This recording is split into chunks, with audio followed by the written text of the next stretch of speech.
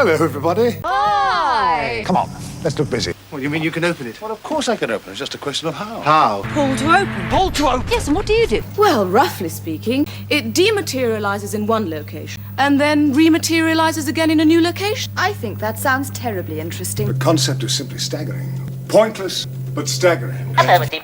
Arrival imminent. Right, now hold on very tight. Here come the drums!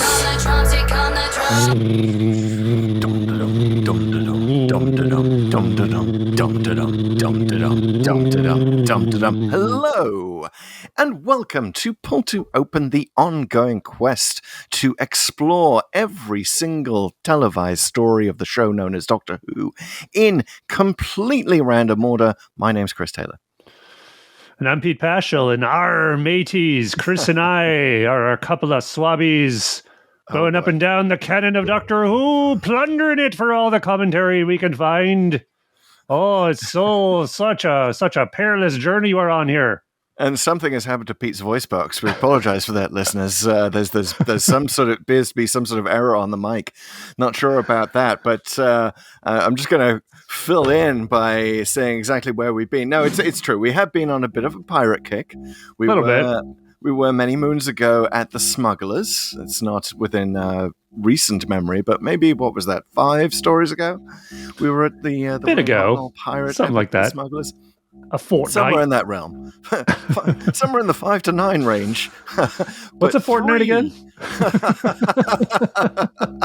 2 episodes of Pull to Open. Okay, but 3 stories ago, we finally tackled the War Games, which was such a big thing to tackle. We had to take 2 breaks for some side quests to talk about the Time Lords and rage-quitting Doctor Who. 2 stories ago, we went to Marco Polo, that William Hartnell historical, the first pure, full historical in the show's history.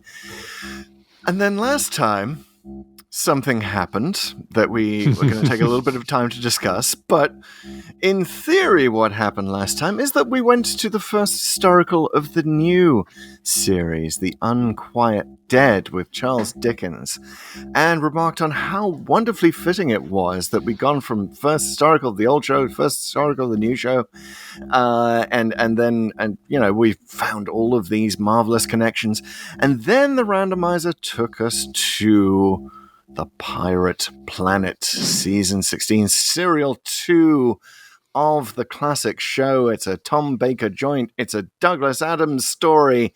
It's got so much to recommend it. We thought the randomizer was just excited about Douglas Adams, which it may well be. But there seems to have been another reason for the randomizer taking us here. The randomizer really, really likes pirates, more so than we thought. Pete, we've got something. See, here on Pull to Open, we sometimes commit errors. We know this. It was my error that led to the original spreadsheet not including Destiny of the Daleks, which we had to course correct in the middle of our flight. Seems entirely appropriate for a show about a guy who doesn't know what he's doing with his machine and has to keep hitting it with a hammer. Or a spanner. So something, the fault locator light is lighting up. The fault indicator light on Pull to Open console lit up this week. Pete, could you read that fault indicator? You know, before I'm forced to walk the plank on this one,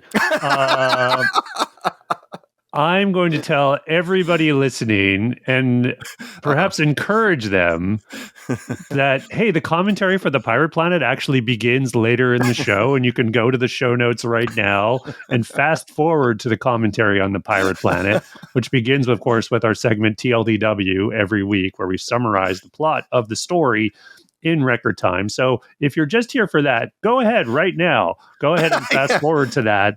Nothing, and it's also on YouTube. It's in the notes underneath the video. Just scroll down. You'll see it there. You'll see the time code, the exact time code. So if you're just here for that, go ahead. Go ahead and do that. Mr. Fibuli. Mr. Fibuli. No, yes, you're right. There's nothing to see here. The forthcoming investigation will not at all be interesting to any Pull to Open listeners. I highly recommend that you skip forward. However, Pete, Mr. Fibuli, do tell us what happened here. Well, my confession begins with spreadsheets can get confusing. And if you've looked at the codex, also in the show notes, everybody, so go ahead and check it out. There are two numbers at the beginning of every row. So we have the story number. So we have every single episode, every single story of Doctor Who numbered. And there, by our count, there are 302, which might be a little different from other official or non-official lists. This is how we see the canon of Doctor Who, and we did a whole episode on why we did it. It's called Decoding the Codex. We did it earlier this year. Go check that out if you want to hear about what decisions we made and what's a complete story and what isn't. But there's another column that's right beside the story number, and that is the randomizer number. And I'm actually quite proud of that column because I had to work some Google Sheets voodoo to make sure every time we do a story, it gets taken out of the count. So this is a count of the stories that Pull to Open has yet to do for the podcast, and it goes down by one every week. And that is the number we use, or rather we are supposed to use for our randomizer selections. So yes, but before we had this number, just to bring listeners up to date, we used to bounce off episodes. We bounce off stories, right? When they were selected twice, they were time locked. We had to go again. So to your credit, this number has actually helped reduce the length of the podcast and the amount of times we bounce off time locked stories. But it is essential to read the correct number. Yeah, so this one time, I think it was one time. Oh my God, it'd be a scandal if there were more. But anyway, we got a number, and it was I think it was 162. And when we got it, I inadvertently looked at the story number and not the randomizer number. So where we went to the Unquiet Dead, where the randomizer was actually trying to take us to was, in fact, the Curse of the Black Spot. Dun, dun, dun. Which, as listeners probably know, is also a pirate story. So you would never tell from the title. It's really, subtle about that. Yes, the Curse of the Black Spot. We are cursed now by having to by disrespecting the randomizer's wishes. This is what we've done. And it is funny that we still saw a lot of connections in the Unquiet Dead. So it, I hope that the randomizer will forgive us. I think we got a great show out of it. I think there were some great connections with Marco Polo. However, the randomizer really wanted pirates, and it also, like, the reason it sent us that, well, one of the things that we were asking for was to go. I wanted to stay in the historical realm. Pete wanted to go to the future. We thought it had split the difference with the Unquiet Dead. It actually split the difference with Curse the Black Spot, right? Which is set in, the 17th century? It's kind of roughly the same as the Smugglers, because they make reference to the same pirate captain. So we would have had, we're really stepping on the randomizer's game here, is what we're doing here. The randomizer had a plan for us. We disrespected the plan.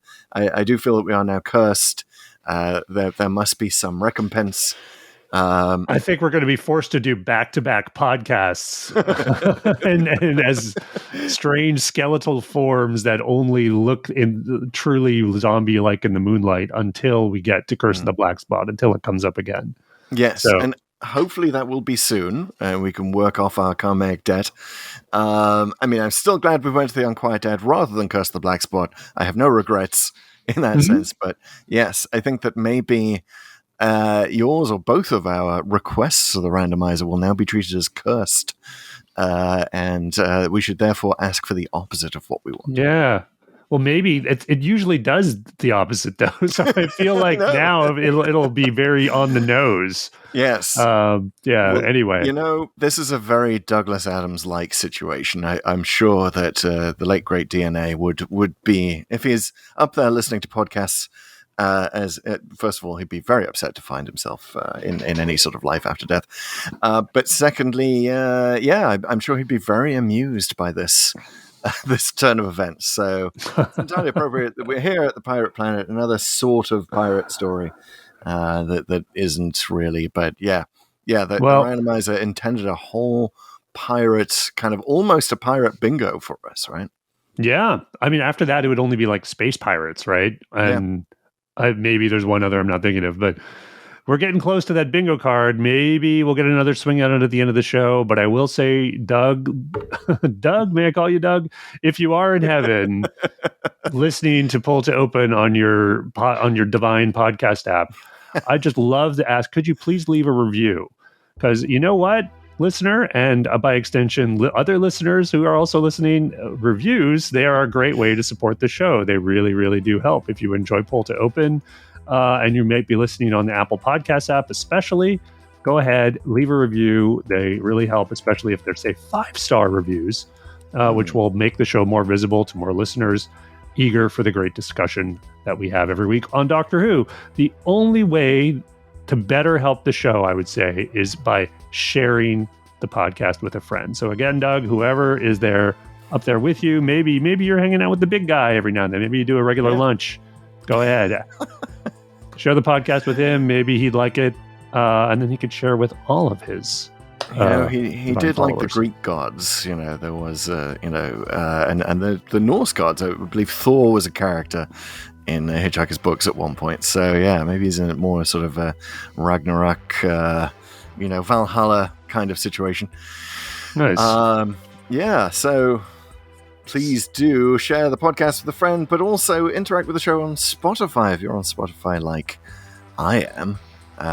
Rate it like I have on your mobile app, but also vote on what rating you would give to the show. In this case, the Pirate Planet. You can vote at the end of the show. The vote remains open constantly. So even if you're listening to Spotify years later, you can still add your voice. We're very democratic across time, as a time travel based podcast should be.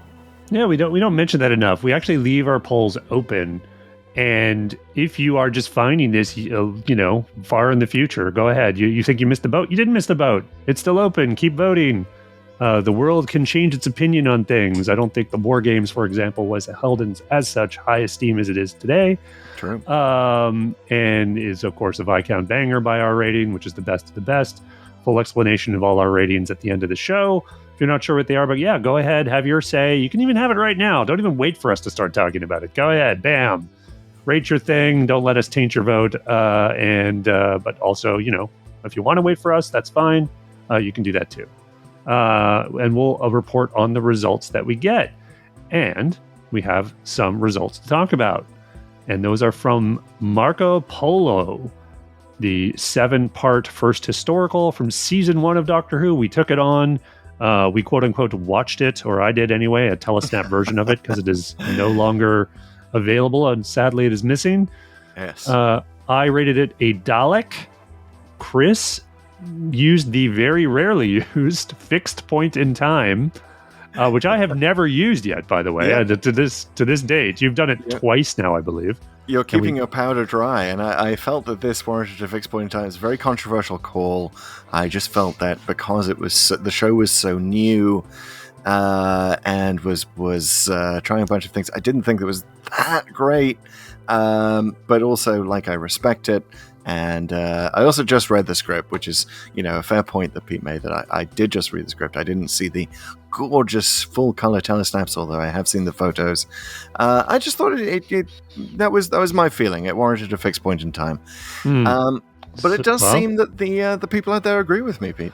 Yes, on this time you win, Taylor. Yes, Taylor. A full half of the people who voted, 50%, called it a fixed point in time, which is the biggest rating. So that's off to you for tapping into something that apparently the fans agree with. Now, that said, the Dalek, which is what I gave it, I think it's a very good episode of Doctor Who, was a close second with about 40%. Yeah. But 10% of the folks out there also said it was a Professor Hater, which again isn't as harsh as an Ogron, but it's sort of saying like, well, this isn't that great, but at least they tried something. They certainly tried something with Marco Polo. Something. We learned a lot in Marco Polo, like condensation. Science behind it.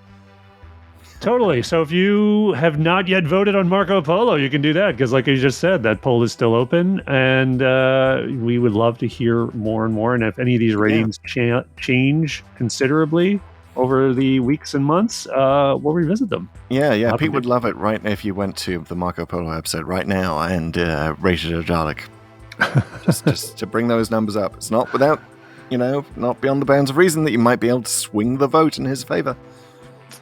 Come on, Daleks. It's ancient China. You want to invade it, don't you? Come on. You can conquer that, no problem. I still love the idea of like an ancient Chinese Dalek with just the wonderful sort of gold and wooden look that you would get one of those. Anyway. Oh, yeah. RTD, call us. I love those retro Dalek Cybermen ideas that the internet's full of them. We need more in the show, please. Yes, please. And we need more on YouTube, which is also where we are, and it's also a great place to fool me and fox me with the emoji titles for when we play the Whomoji game. And you can see what we've got going on in the background. You can see my Tom Baker scarf that I always wear for Baker episodes. And pull to open sign in the TARDIS. Pete, you've got a TARDIS, you've got a Dalek going on. Well, classic Dalek right there.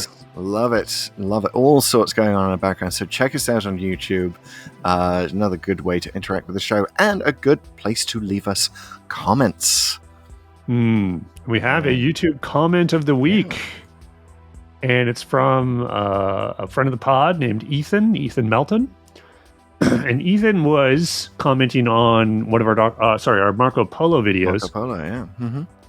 And he was responding to a comment that I think I made about how even though it's a 4-person TARDIS team, it doesn't feel crowded the way later TARDIS teams, Jodie's and sometimes Davison's, felt with sidelining folks and maybe some unsatisfying stories or less satisfying stories because they just had too much dialogue to distribute and too many storylines to have.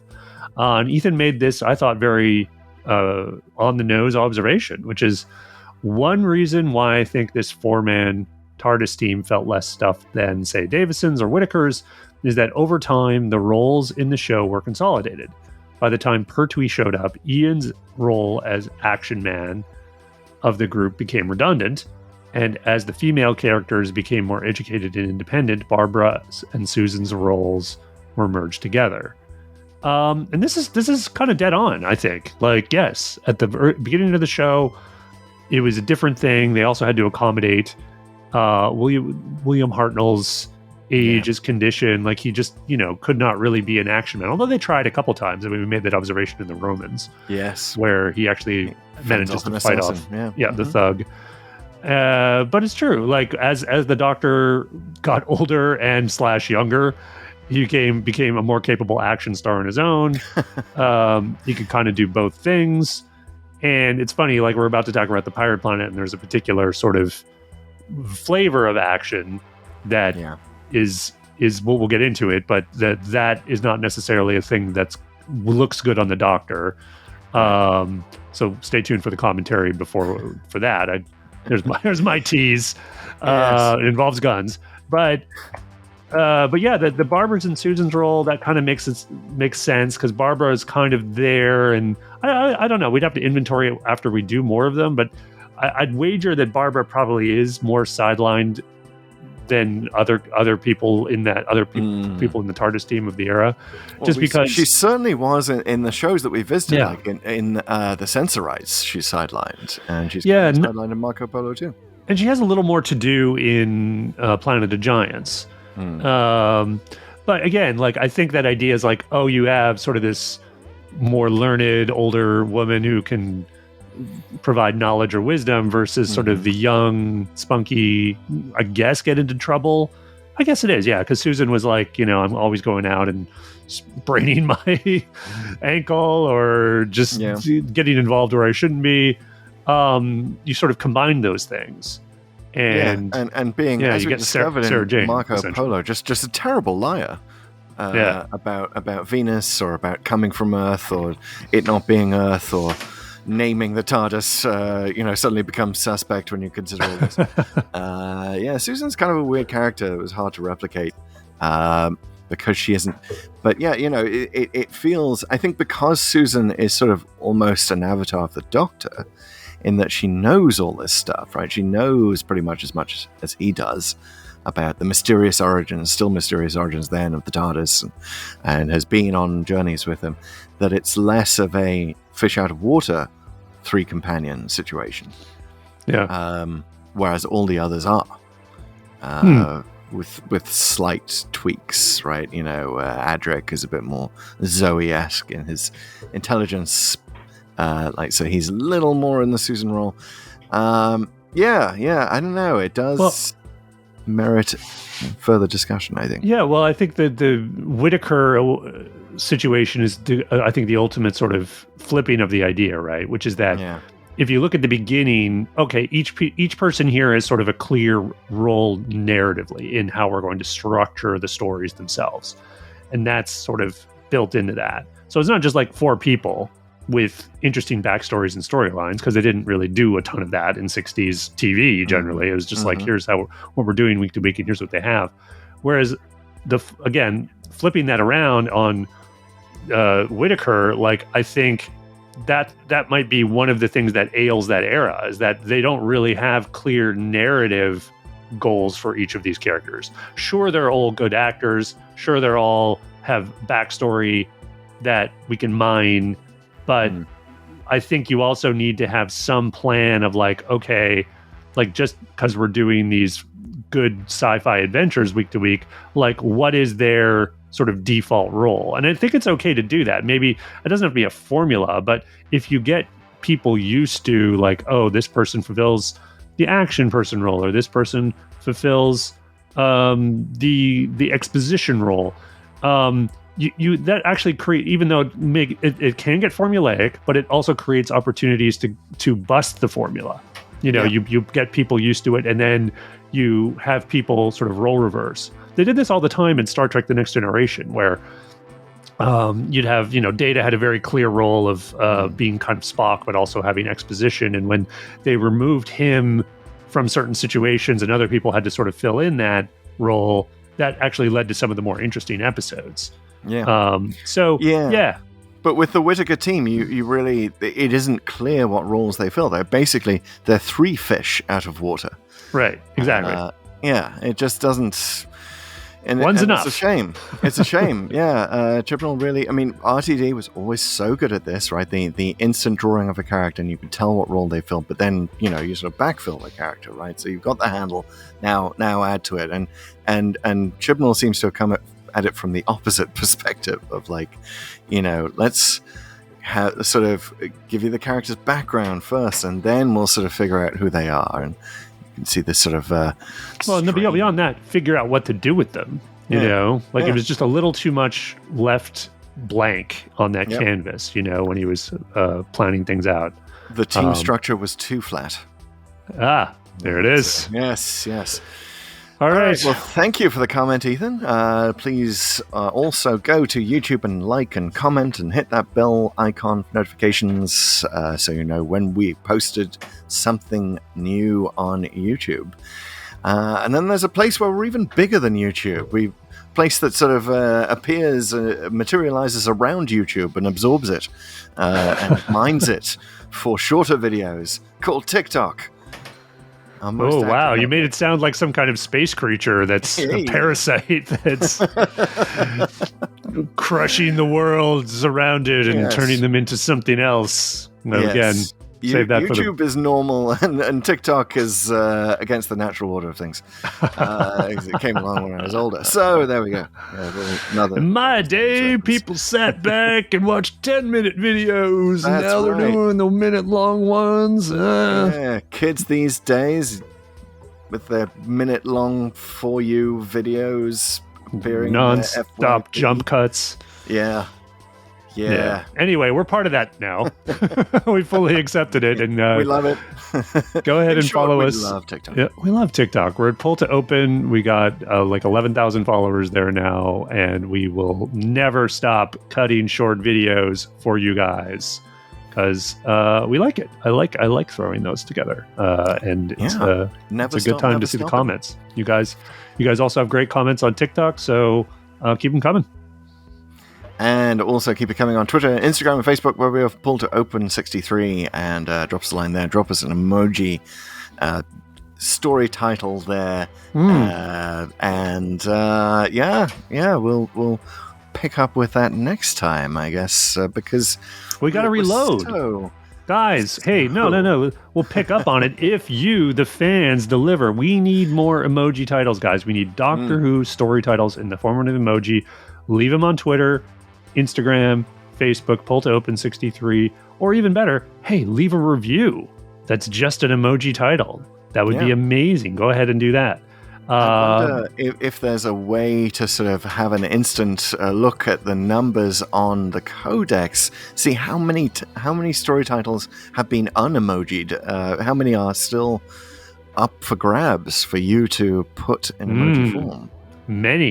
Many, I would say, certainly in the higher double-digit percentage points. You're looking at like 80% of the titles have not been emojified. So lots of opportunity there for some easy ones, some hard ones, some brain teasers. And I just love torturing Chris every week, guys. Let's just do it. Let's get it going. And I know that's kind of a formula. Maybe someday we'll reverse it. Maybe we'll play with that formula. Maybe I'll be on the opposite end of the emoji challenge. It can only happen if we get more of these titles. Come on, dudes. Let's do it. Bring them on. Let's get to 302 emoji titles together as a community. But thank you for being part of the Pull to Open community, and we don't really have a whole lot to talk about on the Doctor Who news front, so I think it is time. Is it time? It's time. It's time for time. It's time for the key to time. Hey! The second part of the key to time, which is what we're looking at here. Second segment. It's the second segment of the key to time. Not a segment of time, though. A segment of the key to time. Because segments of time, that's back in the Ark, I believe. Oh, God. All right, we're going down a very esoteric rabbit hole here as Pete attempts to procrastinate on TLDW. Oh, you know my tricks. Too long didn't watch. Each other so well. Too long Doctor Who.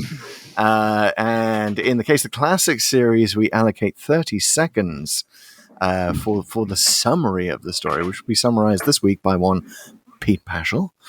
And you have 4 minutes. 4 minutes? No, what are you talking about? Oh, actually, hold on. Wait. You said it. You said 4 minutes.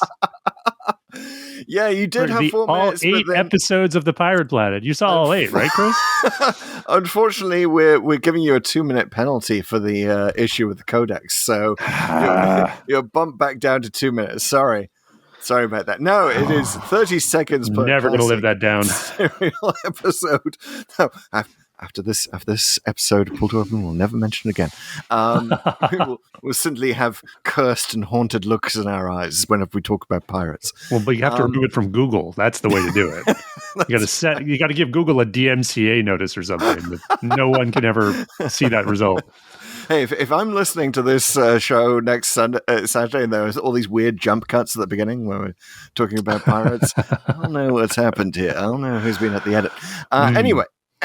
Long story short, we're making a long story short. We're turning the Pirate Planet into a 2-minute summary.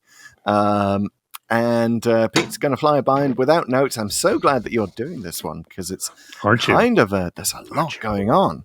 It's a Douglas Adams story. There is a lot of plot in this one. I'm going to have to be very selective because these go by quick. I don't like my chances on this one, but I'm so familiar with this one.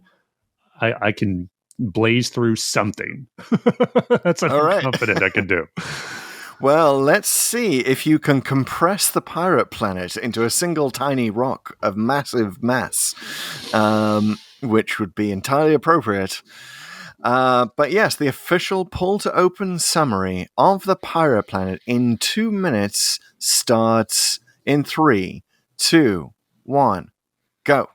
So the Doctor and Romana are looking for the second segment of the Key to Time. They realize it's going to be on this planet Calufrax. They try to materialize, but it get jammed. They can't materialize. Well, because what's happening is there's this other planet. Basically, it's a hollow planet. It's called Zanuck, and it was trying to materialize around Calufrax at the same time. This isn't clear right at the outset. They don't discover this. They basically just try to materialize on Calufrax, and they materialize on Zanuck. But because Calufrax is all icy, the Doctor can tell immediately they're not on Calufrax, even though the coordinates are right.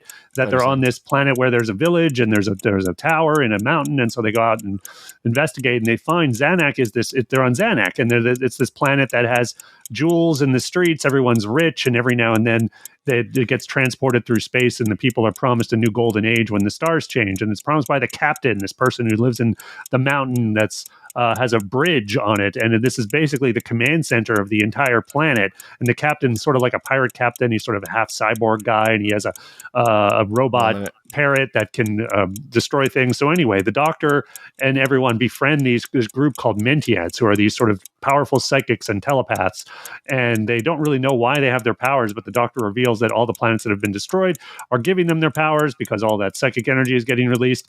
They team up with the Doctor and Romana to basically start a revolution against the captain, who's actually being manipulated by this other woman, this Queen Xanxia, who's actually super old and suspended in the last few minutes of her life and time dams, and using incredible power to keep those dams going. So the Doctor realizes this is a no-win situation. They can never get enough power to keep her alive.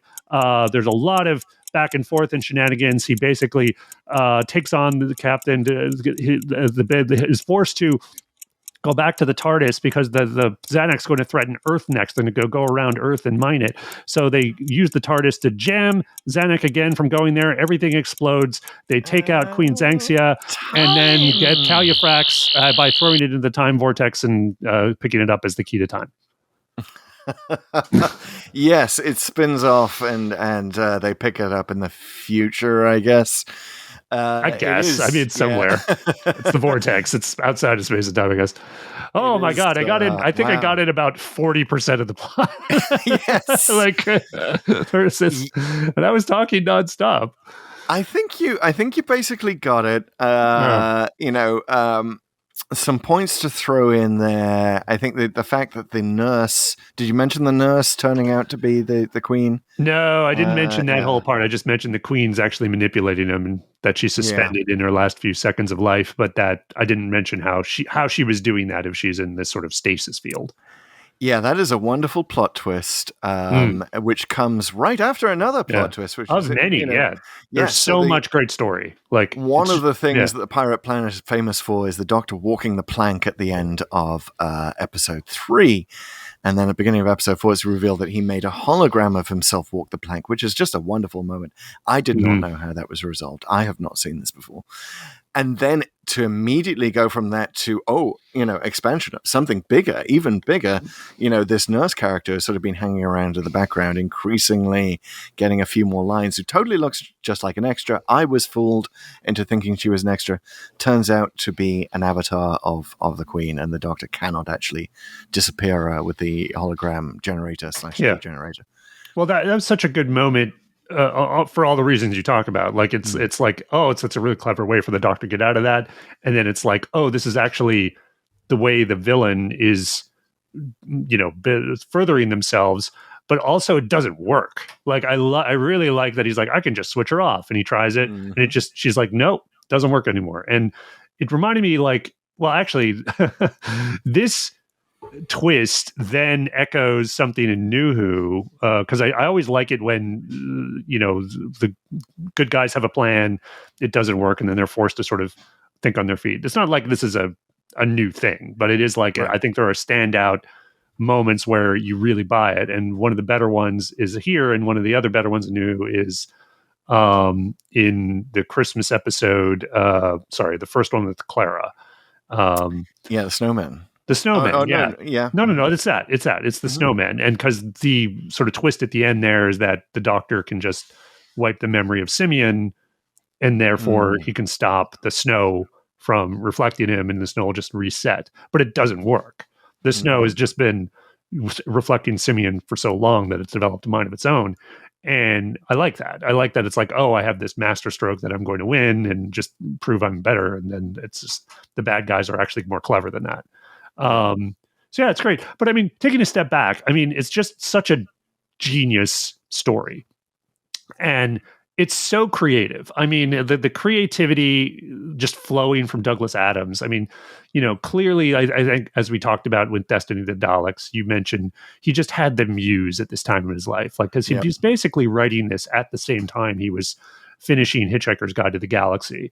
And you can tell from so much of this. I mean, just one example, just the names of everything, like Bandraginus 5 and all the minerals that he has. And like, it all just feels Douglas Adams, the stuff he's talking about.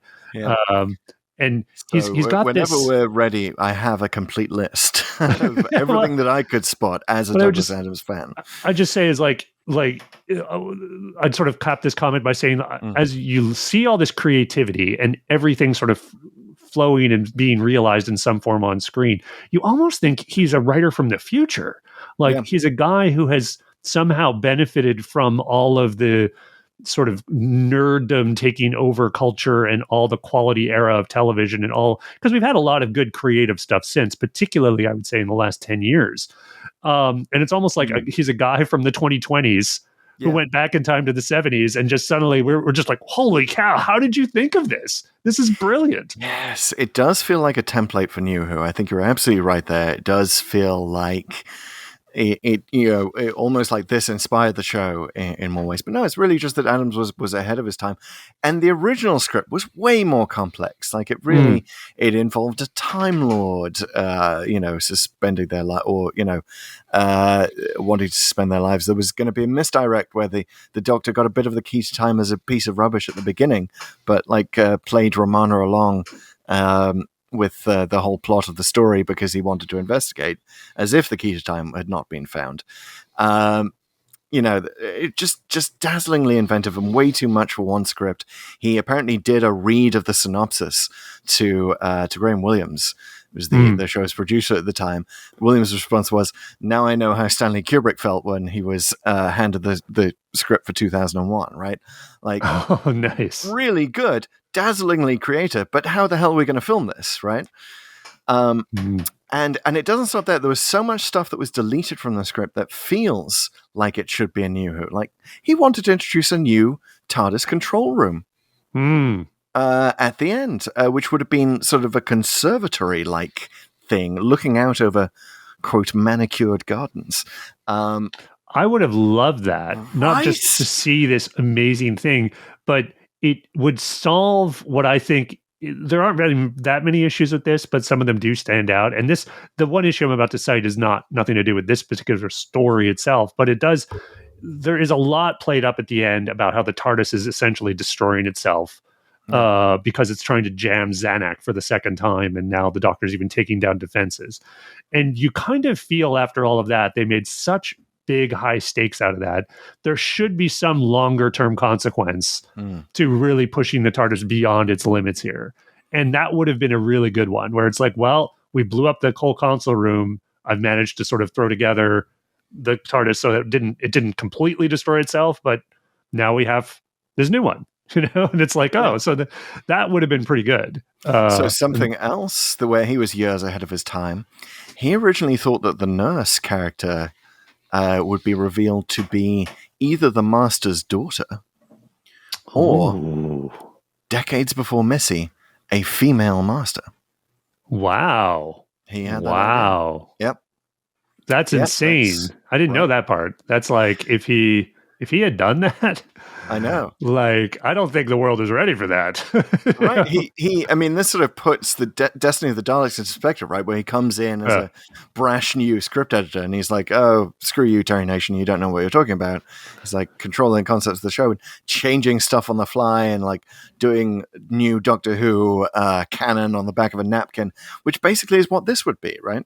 But at the time, Doctor Who was not such. It was not so set, right? We'd had the secondary control room already, right? So the idea of a new control room wouldn't necessarily be that wild. But yeah, I mean, it just shows that he's staggeringly inventive and just really, really cocky. Knows what he can do, knows how intelligent he is, and has had this long-time love of Doctor Who. He did a story. I mentioned this in Destiny of the Daleks. He did a story at school on tape, like a book on tape of a Doctor Who adventure involving the Daleks.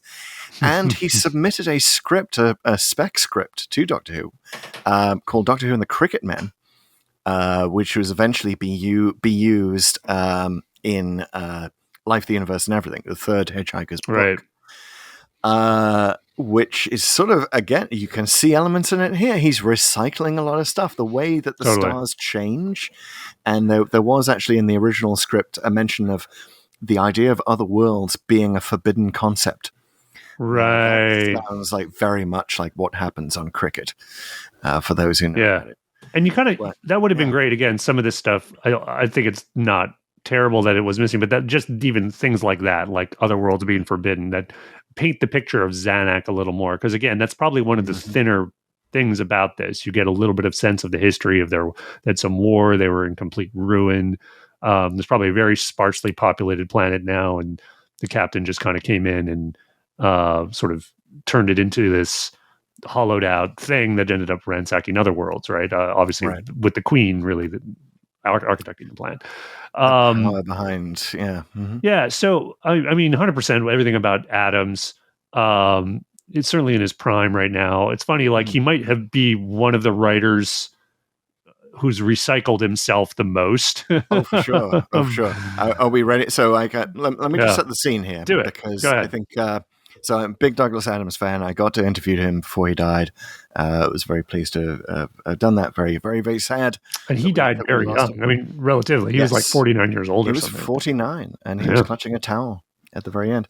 It was very, very sad. But there are so many connections here, so much recycling going on. So he basically gets this commission roughly at the same time as he gets the commission to write a full radio series of Hitch Hikers, 6 episodes. He's already done the pilot. He actually sent the pilot of Hitch Hikers to Robert Holmes at Doctor Who, and Robert Holmes is like, "Oh God, this kid is good, right? Let's get him on board." So he kind of got himself stuck by Hitch Hikers being so good that he's got to write Doctor Who at the same time. Why don't you come in for some lunch or something like that? Yeah, I work for the BBC, Yes, yeah. So he writes. He's writing the next 3 episodes. I mean, you always struggle with deadlines. Famously, he's the guy who invented the line about, "I like the sound of deadlines that they make as they go whooshing overhead." And so he's such an Adams line. On deadline with that. He's on deadline with this. Naturally, he's recycling stuff. So here are all the connections that I noticed. They have that whole thing in the corridor. Right. The corridor where it's kind of like the hallway version of the Hyperloop. Yes, which is first of all brilliant, because what do you do in Doctor Who? There's always got to be a corridor scene. There's always got to be running through corridors. He's subverting that right from the start. Here's a corridor where you can't run, or you run too fast, and it's actually educational because it's all about inertia and Einstein versus Newton, and like Newton gets his revenge at the end. Like there's hardcore physics stuff in here. Anyway, when the Doctor gets rushed through that chamber, he says, "I'll never be cruel to an electron." Or an electron in an acceleration chamber or something like that again, which feels like a first draft of the much better joke in Hitch Hikers, where they talk about how traveling through hyperspace, Ford tells Arthur, traveling through hyperspace is rather unpleasantly like being drunk. Arthur says, "What's so bad about being drunk?" Ford says, "Ask a glass of water." And then when they do go into hyperspace, Arthur just says very briefly, "Oh, I'll never be cruel to a gin and tonic again." Which, yeah, so there's a recycled joke. Much better in the Hitchhiker's version, right? I think you'll agree. How can you be cruel to an electron in a chamber? Yeah. So there's almost the exact same scene with the guard, where he sort of tries to talk the guard into realizing that they've got a very mundane existence. So, no, I wouldn't want your job. Like he does that when Ford and Arthur are getting thrown out of the airlock in Hitchhiker. There is Don't Panic. Yep. Don't Panic is mentioned here, and I really want to know, and I'm sure that even Douglas himself didn't know whether like this line came first and then he used it in Hitchhikers, because one thing he did say to me about, because I asked him specifically about his writing process, and he would just sort of introduce concepts that sounded good to his comedic ear, and that's where he said that Don't Panic was one of them. Huh. It just sounded right to have "Don't Panic" written on the cover in large, friendly letters. Maybe this inspired that, because here it just seems like a thing he says. It's not, there's no gag to it, unless he's either inadvertently like throwing in some marketing for his own radio thing that he's done. But it does ring a little bit, obviously. And then they famously used it as the cover phrase. Yeah, the names, there's a lot of similarity in names. Ulion, the mineral, sounds a lot like Ulon, as in Ulon Kalufid, who also appears in book form, The Destiny of the Daleks.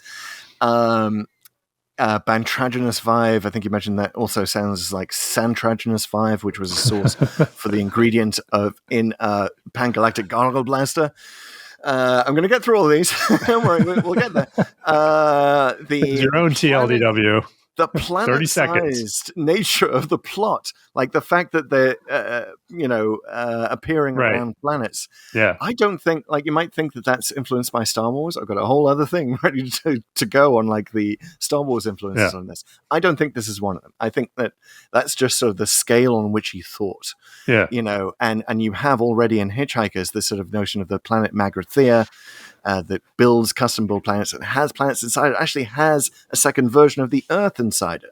Yeah. So to be clear, this premiered in 1978 in the fall, and Star Wars obviously came out in 1977. So Star Wars had been around for a bit in May 77, right?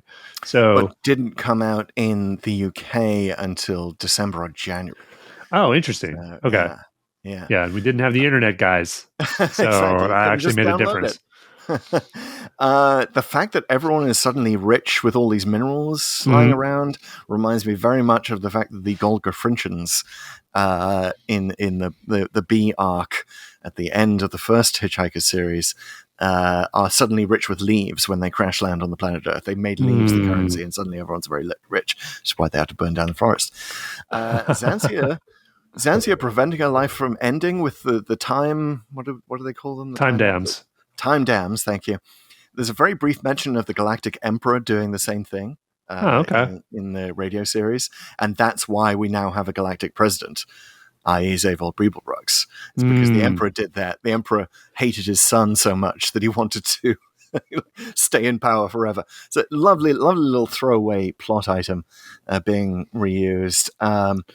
He originally wanted Africa to be the key to time. Right, I was reading about this. Yeah. Which is interesting, and then sort of introduces the problem of like, then what do we do about Africa? Yeah, and then he imagines this whole sort of Magrathea-like race of people who create planets of bits of planets. But in Hitchhikers, on Earth 2, Slarty Bartfast is redesigning Africa. Right. And he's doing it with fjords because he loves fjords. Yeah, that was his thing. And they tell me it's not equatorial enough. Yeah, I love it. But clever idea too far again. But that's pretty much it. Okay, so that's the list. Yeah, that's my list. Also, just the fact that the nurse is the main threat all along. Like, he'd love to do that sort of thing. Like, the ultimate ruler of the universe turns out to be a guy in a shack. Yeah. So that's he definitely recycled himself. But I mean, I like that he obviously recycled like a lot of the good stuff. Like it's all really good. The thing about Adams though is that his writing just has so much humor to it. And the gags here, they really land. Like this is a funny episode of Doctor Who. And that said, it is because there was a lot of concern, not from I think mostly the head of serial drama, I'm not sure which one, but also from the director, what is it, Pennant Roberts, I believe, and Graham Williams on like, is this too funny? Is this going to be too funny? And I don't think it is, even though it's very funny. It's one of the funniest episodes of Doctor Who because it balances that humor with the seriousness of what's happening and what Xanak's doing. And it also has Tom Baker, again, I think in his prime as Doctor Who, really like one of his better, if not his best. I mean, I know it's hard to pick, right? Because there's Talons but they all kind of happened in this sort of 2-year period of sort of the last 2 or 3 year period of the last of Hinchcliffe and the beginning of Williams, I think. And here, like his lines that I remember the most are honestly the ones about like the terrible crimes of Xanak and how the scale of this is one of, it's the greatest crime in the universe of what they're doing. And it's genocide. The genocide several times over. And it's very, very good. And also later when he's talking to the captain and he's trying to sort of discern the captain's plan within sort of the Queen's plan, or is how he's working against her. That conversation where they're almost trying to one up each other in how loud they are and how histrionic they are, which is a great fight to see. But he is so horrified about what he's done here and just screaming like, "What's it for? What could possibly be worth all this?" Like, wow. Like he's really just giving the weight and the seriousness of the scale of what's happening here, everything it deserves. And that to me, like really balances out that humor. Yes, there's lots of good gags. Yes, there's lots of silliness even. Like honestly, the stuff with the guards, I find, so, it's clever and funny to a point. And then at some point they're just more incompetent than stormtroopers, which I think is one of the other issues of the this thing suffers from. But all that said, I mean, like, because they're not afraid to sort of go there with how serious this is and sell it all works. It's a very well balanced episode. Yeah, it does. I mean, if as New Who has shown, if you can have the humor as long as the thing you're being humorous about is taken deadly serious by the show. Right. And that's a stark contrast to the Invasion of Time, which is the last Baker we went to. And there's 2 stories prior to this one. And at the end of the previous season. And Graham Williams is also called on the carpet for that by the head of serials at the BBC, saying that was too funny. But the Invasion of Time was sort of funny in a more frivolous way. Mm-hmm. By the way, I as a longtime Tom Baker fan, I had no idea that he looked at the camera that much. Like he did it at the end of Invasion of Time, and I was like, oh, what a mistake that was to break the fourth wall to look at the camera and smile. But he does it here in the Pirate Planet as well. When does he do it again? It's fairly early on. I forget the exact scene. I think I kind of wiped it from my head. But yeah, he's like looking directly at the camera when he says his zinger at the end of a particular scene. I think it's in the TARDIS. Oh, okay. So it's probably like in those early scenes where they're trying to materialize and they can't. And then Romana does. And, there's some good humor there. And again, I like how the script sort of subverts its own humorous setups. I do think the Doctor's a little too goofy early on to be believable in that. And again, this isn't necessarily criticism because I think the show handles it well, but he starts walking around Xanak after that initial sort of buffoonery, or being made to look like a buffoon by Romana because he couldn't materialize his own TARDIS. And she does a couple of things from the manual and then she can do it. But then later he's kind of like acting a little too goofy, frankly, to the popular. Like, who's going to respond to, are you sure this planet's meant to be here? Have you seen this planet called Califrax? Right. I mean, it's just, come on, man. You're just being kind of silly now. Yes. If you think anyone's going to listen to you. Yeah, and that is sort of the point at which there may be a joke too far, a joke that hasn't necessarily aged well, of like the Doctor can't get anyone to stop and talk to him, but Romana can, and K9 says the difference is that she looks pretty. Well, he's not wrong. I mean, yeah, she does. Mary Tam is very attractive, but also like the Doctor sort of, it's a bit clunky for me. The Doctor sort of notices it and he's like, yeah, there's a bit of a almost gurning towards the audience kind of thing. And also it famously kind of is contradicted by what the Doctor says about Romana in City of Death. Douglas Adams' next, full on Doctor Who story, right? Where he says, you're very attractive, probably. Oh, right. Well, it's not Romana. He's actually talking about the Countess or something there. But yeah, to your point, I think it is that they're trying to imply, at least with the later line, that Time Lords and comeliness is probably not something they really notice or not. Again, we could talk all day about that and going to places like the girl in the fireplace and the Doctor's sexuality, because I think there's strong evidence either way. Here, you're probably right. The joke hasn't aged particularly well. I just think it's more like, I don't believe it. I don't believe that people would literally walk by a person trying to talk to them, even as goofy as he's saying things. It's just done wrong. I think people would they might stop and talk to him, and then he would start talking about planets and say, "Oh," and then they're kind of like, "All right." So like in other words, you could write that in a more believable way that makes the same point, whether or not that point is Romana's either better with people, which is I think how you'd write it today, or that she's attractive, and that I don't begrudge the show for going there, and that people are attractive and sexuality is a thing in the world, and that has been used throughout history to this day as a way to get things from people, right? So it does work, but I think you're right to the point about you get more of a point across if the Doctor just gets dismissed as being a crank for talking about other planets. That would make it much more clear as to what's going on here. That it's all too good to be true, which is something you need to drive home. But that said, the comedy in Invasion of Time that was slammed by the BBC for being too comedic was much more slapdash. It was much more sort of working against the show, whereas the comedy here enhances the show, and all of the concepts are taken seriously, which is a little less true in Invasion of Time. I think it's a really good template for New Who. So did you say this is the first time you actually saw the Pirate Planet? That's correct. Now, did you catch the gag, which I think I caught it on the first viewing, but I'm not sure if it's obvious enough, but it might be my favorite gag in all of Doctor Who, where in episode 1, Romana materializes the TARDIS and by the book, and she uses multi-loop stabilizer and synchronic feedback, and it's all technobabble, whatever that is. And so she does it, and we learn later that it was all because the planet was trying to materialize at the same time, etc. But then later in episode 4, they're running back and they have to get the timing just right, and it has to be this perfect way to stop Zanuck from materializing around Earth.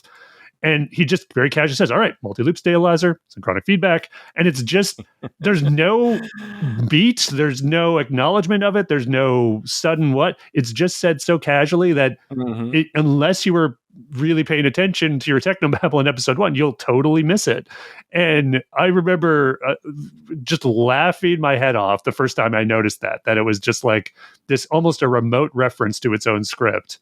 It's just such a great gag that happens. Did you catch that? I assume you did. It sort of sounded familiar, but no, it wasn't until I read up on it afterwards that I found it. Because it's so subtle. He just says it it's just, all right, I'm going to do a multi-loop synchronic feedback, and it's just, if you hadn't really picked up on the thing earlier, you just think, oh, it's just Doctor Who technobabble, whatever. But it's the same things.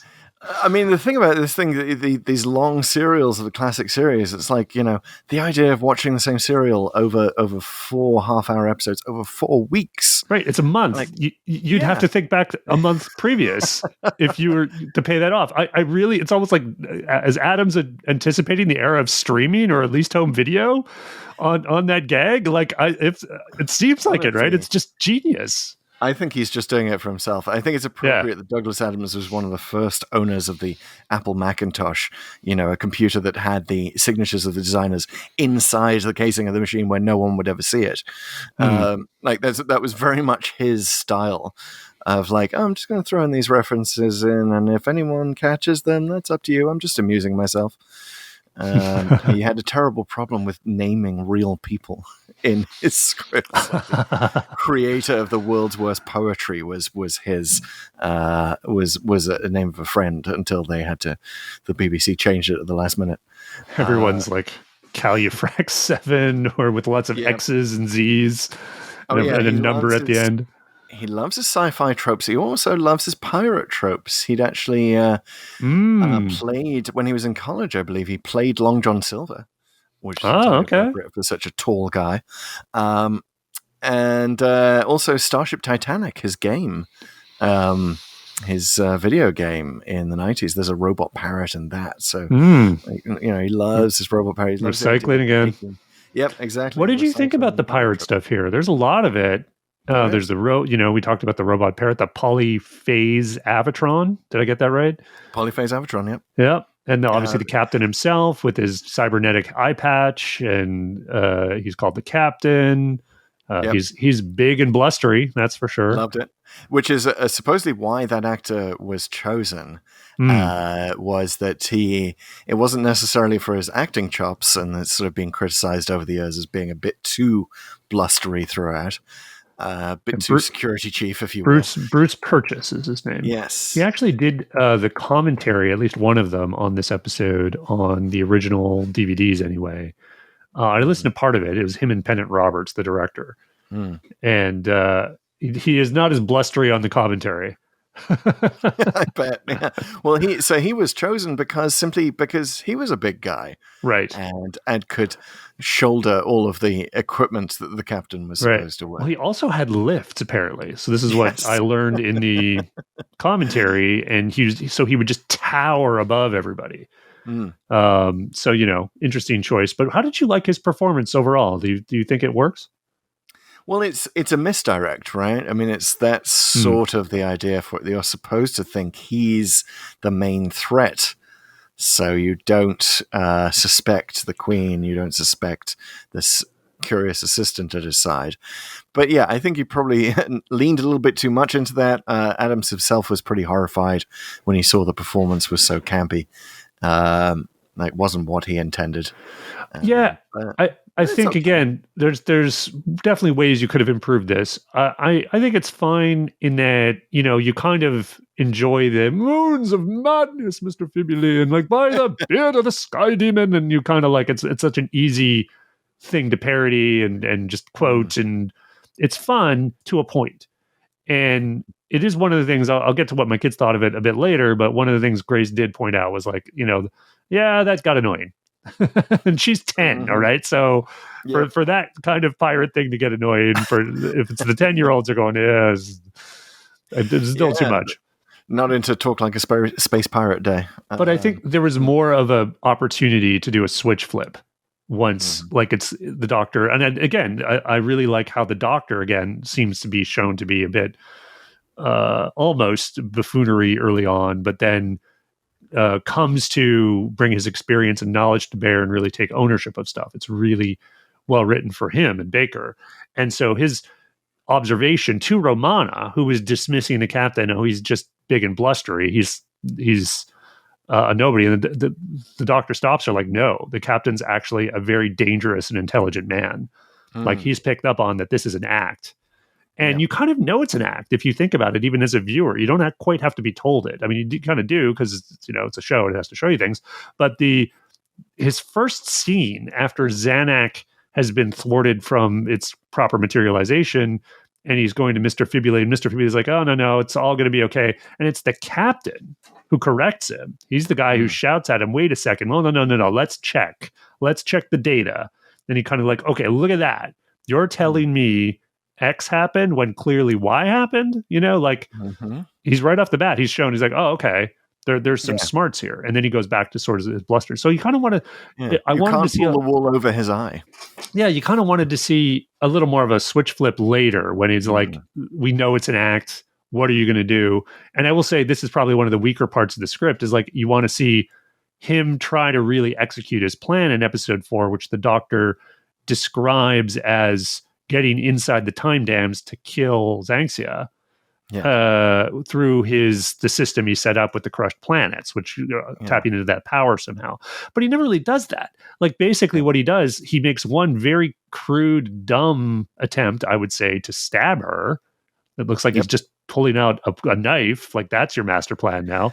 And then later, he just kind of picks something up, like it's like a circuit board or something. Like that was like I don't even get what he was trying to do there. And then she just kind of like does some switch, and all his cybernetics kind of explode and kill him.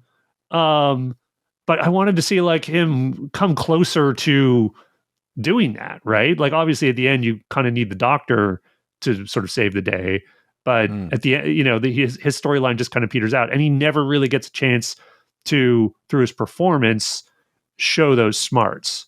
So yeah, it's an unfortunate missed opportunity. It is definitely very rushed at the end. It almost feels like it should have been a 6-parter. Yeah, almost. That would have, a lot of the clever stuff would have stretched out nicely. They'd have more money to do it. And it really would have gotten to this captain's plot at the end with the using the planets to break through the time depth. Like you could have had a whole episode devoted to that instead of it just sort of floundering. And like it is, as you're right, it's very blink and you miss it. I think I did blink and miss the dagger and the circuit board resolution there. And it's sort of, what happens? Everyone's getting blown up. Everyone's dying. Not even sure. Well, it's funny. It's funny you say it could be 6 episodes because, again, this is one of the episodes that for the longest time wasn't novelized.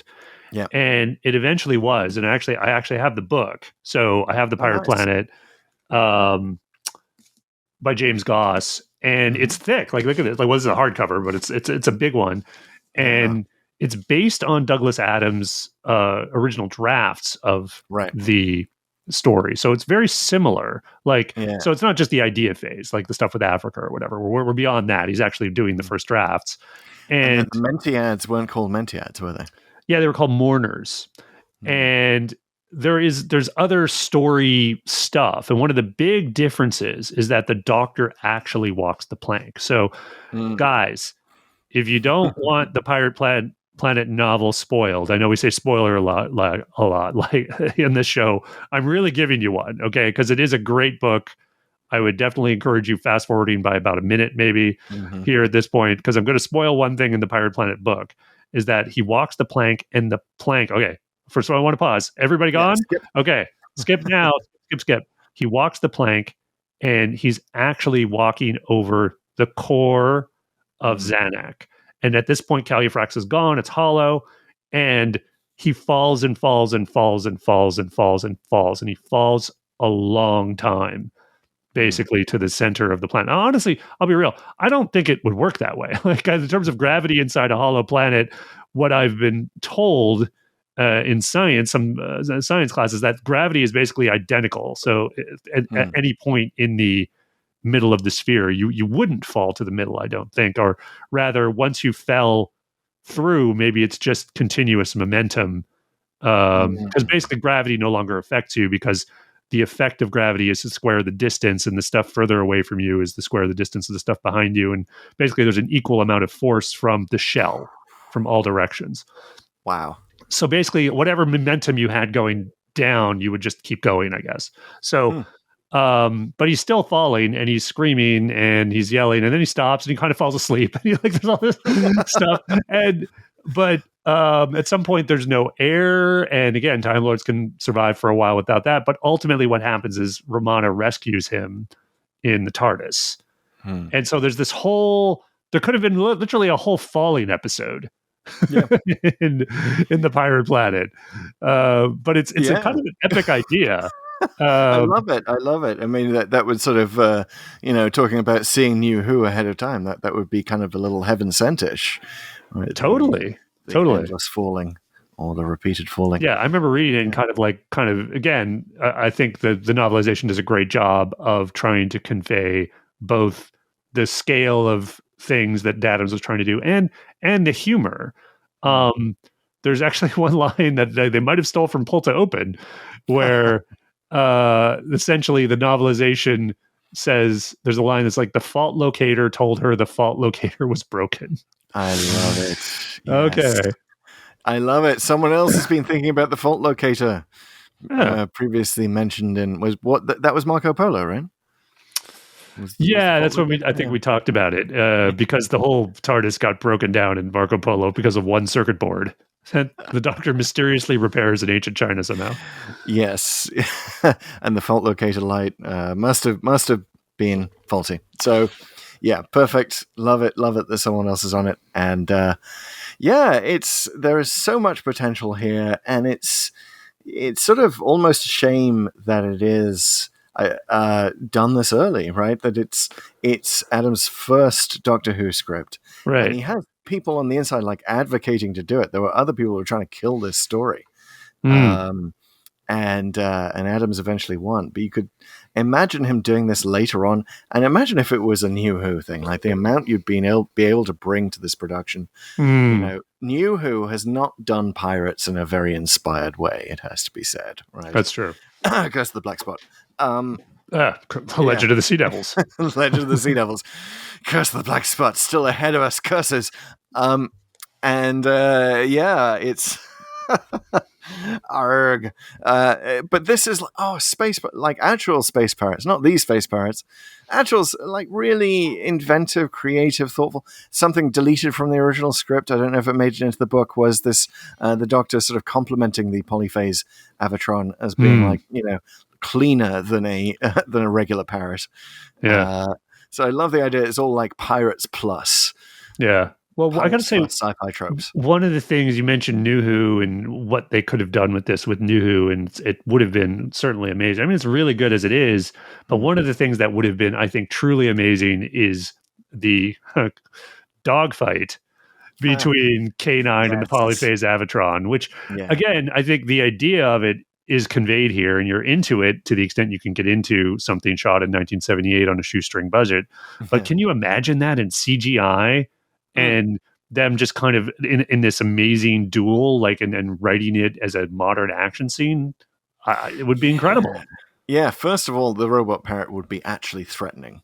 Yeah. Or it could be a kind of thing where, you think it's a comedy robot parrot. Oh, no, my God, it's not. Like, it suddenly turns terrifying, or, its eyes blink open or something like that.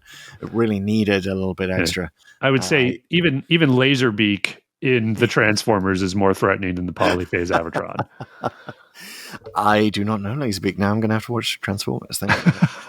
We'll get you started. I'll send you a list. But yeah, that would have been, that was definitely, reach exceeding grasp, or grasp exceeding reach. I forget which way around it's supposed to go if you're young and naive. But that is to the point of, like, we've brought up Star Wars. I do have a list of potential Star Wars influences here that I saw. Okay. And I think that the parrot is what the parrot felt very much like a parody of the floating Death Star droid that injects Princess Leia, right. Yeah, that's the idea of the floating droid, but that was obviously done much more menacingly. The life force. That's thought of that too. Yeah. Well, especially when an entire planet getting destroyed, presumably a populated one, but basically all life on a planet being extinguished, causing some kind of psychic release, essentially crying out in terror and then silence, you might say. Yes. Very, very prescient. Very, very, like, I mean, you definitely, like, when it's described here and in Star Wars, you get it. And it's very believable. It's like, so this is why this planet has a weird group of telepaths. And not just telepaths, they have telekinesis as well, that suddenly have powers, which I think that's pretty cool. Star Wars is, I give Star Wars a lot of credit. Obviously, I wrote a whole book on it, but it's rarely been this creative. Could you imagine, like, the Mentiads put you in mind of Jedi who only get their Force powers when something else dies or someone else dies, when that life force given back to the universe. Wow, there's a concept that is sort of much derided in fan circles called Grey Jedi, where they're sort of Jedi but they're morally ambiguous, and this has never been taken up really in proper Star Wars canon, but some fans keep going on about it. But that would be super Grey Jedi. Mentiads are kind of Grey Jedi. Well, I like the Mentiads mostly work as a plot device. They do what they sort of need to do, and I think the only thing that isn't very well explained away is why don't they just take over? Because they're shown right at the start that their mental powers can shield them from the guards' blasts. They can have pretty tremendous powers of telekinesis, using their own force blasts. Like, basically, well, how come they don't just own the place? And the only explanation they really give is they don't understand their power. They don't really get what their purpose is, which is, I guess, believable on some level. Like, in other words, they're kind of not interested in conquest, and they're thinking about, well, what would we even do if we got rid of the captain? How would we even rule, I guess? So I can almost believe that. What I sort of choose to headcanon in on that is that their powers are also relatively new, or that at least the level of their power is. So clearly, after each planet that's been decimated by Zanuck, they get more and more powerful. I think they've probably only become a serious problem after the last few jumps, and now they've only, in other words, them being completely immune to getting shot and all that. That's probably relatively new, and they haven't fully figured out what they want to do with that yet. That's my theory, anyway. Yeah, 2 extra episodes definitely have fleshed out the Mentiads and their powers a lot more. As it is, they're kind of at several points shown to be almost comically underpowered, right? There's the point where they can't open a door, and I understand it's because the captain on the bridge has activated this other force that's acting against them. But still, that means that, like, at the big finale, like, can the Mentiads open a door? And they can't. They never actually open the door. I know, right? and then right at the end, the Doctor sort of invites them to use their psychic powers to blow up the bridge, which, very interesting way of getting yourself out of responsibility for killing people, Doctor. Have the locals do it. Interesting solution to the trolley problem there. Well, did he kill people, though? I mean, I think it's just clearly the place had been evacuated at that point, I think. Oh, it had? The bridge was being completely I don't know. evacuated? I mean, here's the thing. Like, you don't see that many people. Like, one of the things, again, with a 6th episode, or you could probably flesh out a little more, is like, what is the deal with Zanuck and how many people are on it?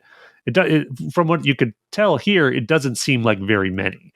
It seems like there is this village, which is presumably the capital because it's right beside the bridge, and maybe there are a few more tribes here and there. This is essentially like State of Decay planet.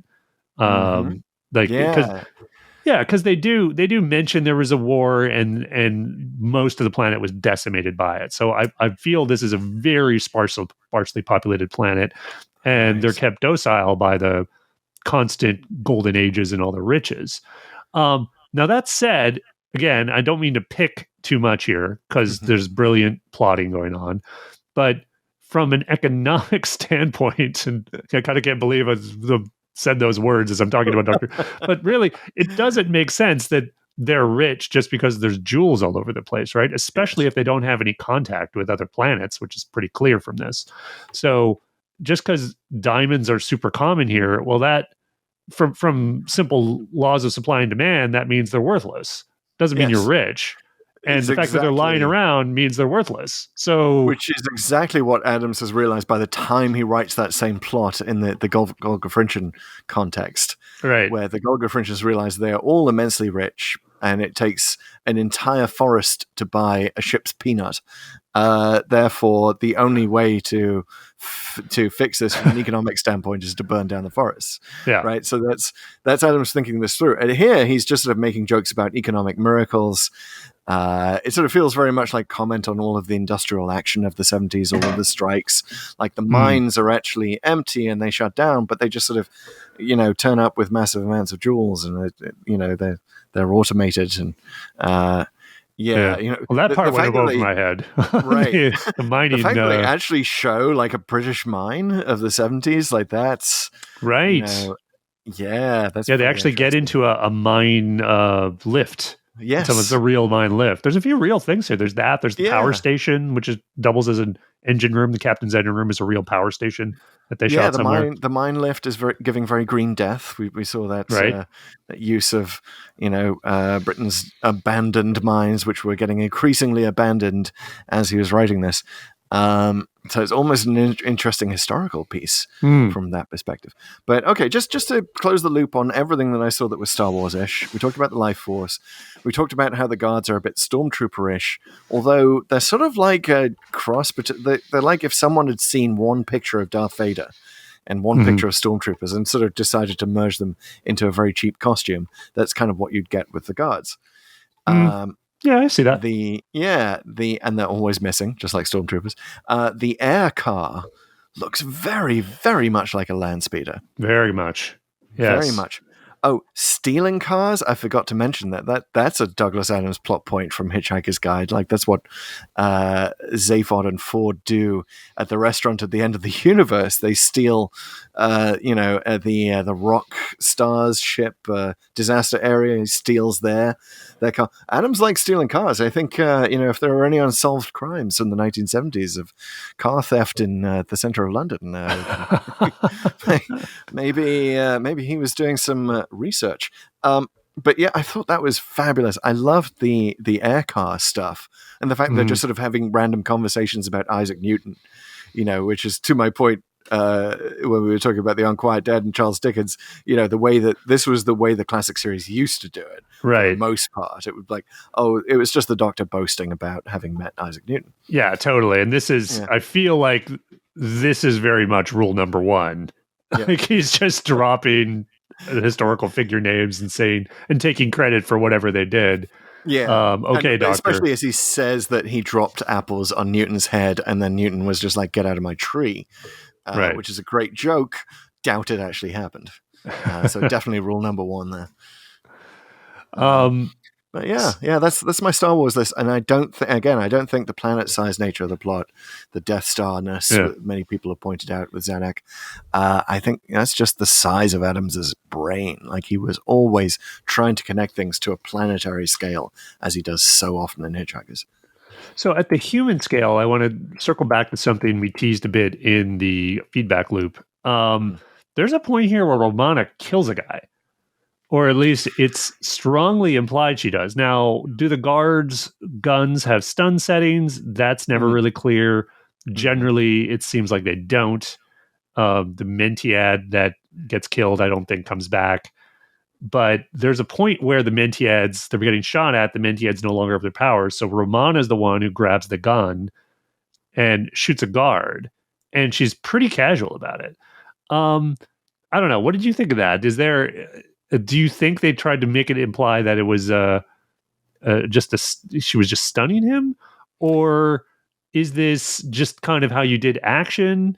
I don't know. Should we unpack this? Is there stuff to unpack here? It feels unpackable. I don't know. I honestly missed that. So I think I must have assumed that the guard was stunned. And that they have stun settings on here. I mean, like there's the only deaths that we see for sure, like are on the bridge, right? We've got the captain keeps killing off officers for their. Well, regardless, I guess I think that when the Doctor has wielded guns before, and it kind of those are very unpackable moments, but I do feel like this is a good. Again, it's not something they'd set up a lot for old Who, but in new Who, I like where they went in places like Journey's End, where they talk about how the Doctor says he doesn't use guns, but he turns people into soldiers. And whether this person's been stunned or killed, and I do think there's a strong case to make that she just kills the guy. That's definitely the case here. Now, I'm not accusing Romana of anything or murder. I mean, it's clearly self-defense. Like the guy there, he's shooting at them. Like if the only thing in your hand is another gun, I think it's completely justified to shoot back.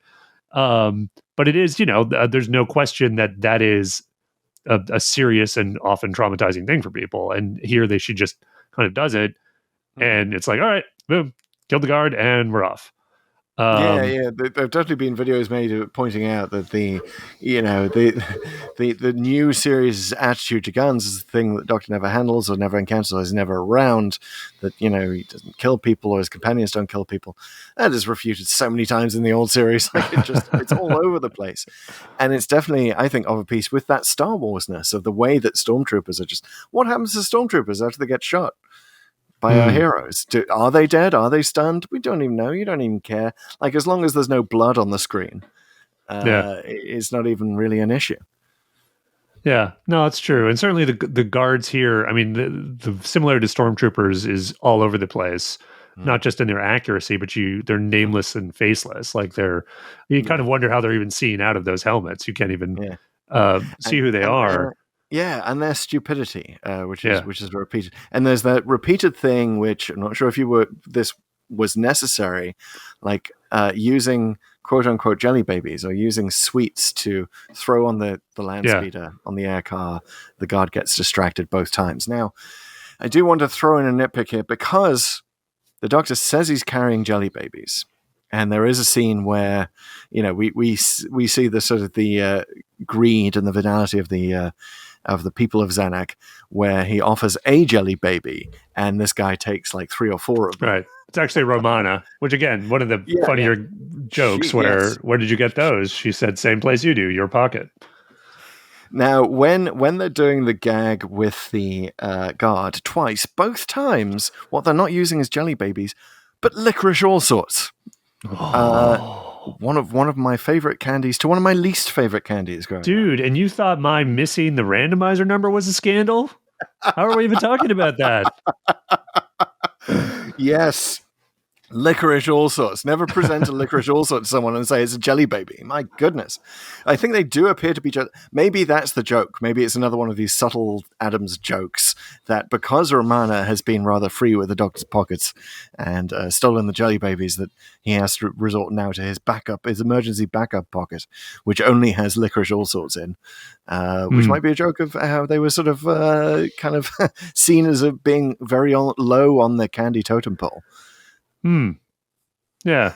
Okay. So anyway, that's the first time I've seen or thought about licorice all sorts in a long time. If you're a fan of licorice all sorts, please do write in and tell us how much you loved their appearance in the Pirate Planet. I do think we have a bingo now on licorice all sorts in Doctor Who. Not close to a bingo on jelly babies, though. Still many, many more episodes. One of the lesser bingo cards. It's further back in the file cabinet, but. Yeah, well, my whole issue is like the guard he's kind of fooled twice, and the second time he's not fully fooled. So it is good that sort of Adams not quite corrects himself, but does sort of flips that on its head a bit. But then they still get the upper hand. I forget what happens. I think Kanon shoots him. I forget. But just generally the guards, and it's not like this is unique to the Pirate Planet, but they're very incompetent. They can't shoot. They disappear. At the end, they're just gone. They can't even run around and stop the completely now impotent Mentiads who have no mental powers. So there's probably only like 4 on the planet to begin with, and then they just get promptly forgotten about. So that's kind of unfortunate. I mean, you kind of have to do it in some stories like this. I like it when you can have a more believable way for people to I said this in the War Games. I said it in other things, that you want the villains to be formidable and you don't want just convenience to be the thing that wins the day for the heroes. I do like it when guards get their moment, like when the few times in fiction where nameless, faceless guards actually do pretty well. And I would count, honestly, The Force Awakens as one of these things. If there's nothing else The Force Awakens does, and I know the newer movies are controversial and have a lot of critics, I'm one of them, but The Force Awakens like redeems stormtroopers to some extent. Yes. Like they are actually under the helmet. kind of effective when they're working for the Empire. Or sorry, the First Order in that one. Yes, yeah, and it is kind of ironic given that Adams' sort of recycling his scene about, I wouldn't want your life as a guard, and trying to make a first attempt at personalizing a guard, which is done so much better in Hitch Hikers. Again, it's like you get into the whole guard's history, and like he's doing this because his aunt suggested it, and the hours are good, but he's never heard Beethoven, so Ford tries to hum a bit of Beethoven for him. Like that, then you're really getting into, guards are people. Guards are people too.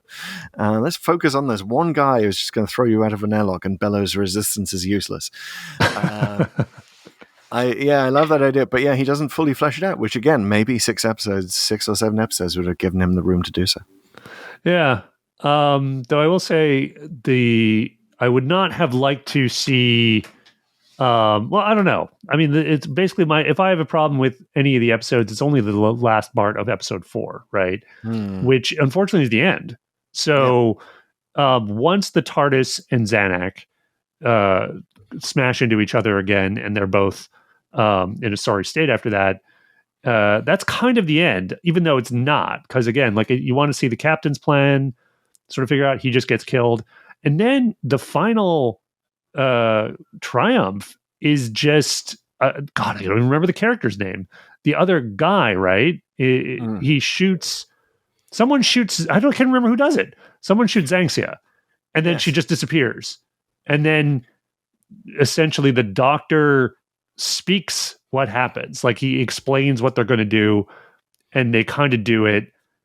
And you're behind it and you get it because they're throwing the remains of the planets in the middle of Zanuck and they expand. And so it becomes a regular planet, after which I'm kind of like, well, wait a minute. It seems like the whole place, how do you know it's not just going to blow up? Like, why wouldn't that sudden expansion of mass just destroy Zanuck? I guess, he's figured out how to not have that happen, but still. And I think Chemus, by the way, is the name of the character. Chemus, yeah. But was it him or was it the woman? I actually can't even remember. But I remember I should be able to remember. Like it's just so like it doesn't ruin the story because I think the climax is the spanner hitting the engine and them definitively winning against Zanuck and preventing them from destroying the Earth. That's good. And then but there's still sort of more to do, and it seemed like either Adams didn't quite know what to do or the production couldn't realize it. And they were sort of rushing to sort of finish the production in a way that wasn't bad. And it's not bad, but it's not great. Yes. I'm also sad that Mr. Fibuli does not get more of a death scene. He does get the captain kind of being sad over him, which is a nice, but again, that's so rushed. You barely even realize that the pathos of that scene. The captain's been shouting at Mr. Fibuli throughout the show, and then he gets this sort of like, oh, alas, poor Fibuli. He doesn't even get a line. You kind of want to see that sort of end of Star Trek 2 line where, Khan's number one sort of says some line about him being superior, and they kind of have a moment between them as opposed to just the captain going like, oh, I'm going to miss that guy. Yes.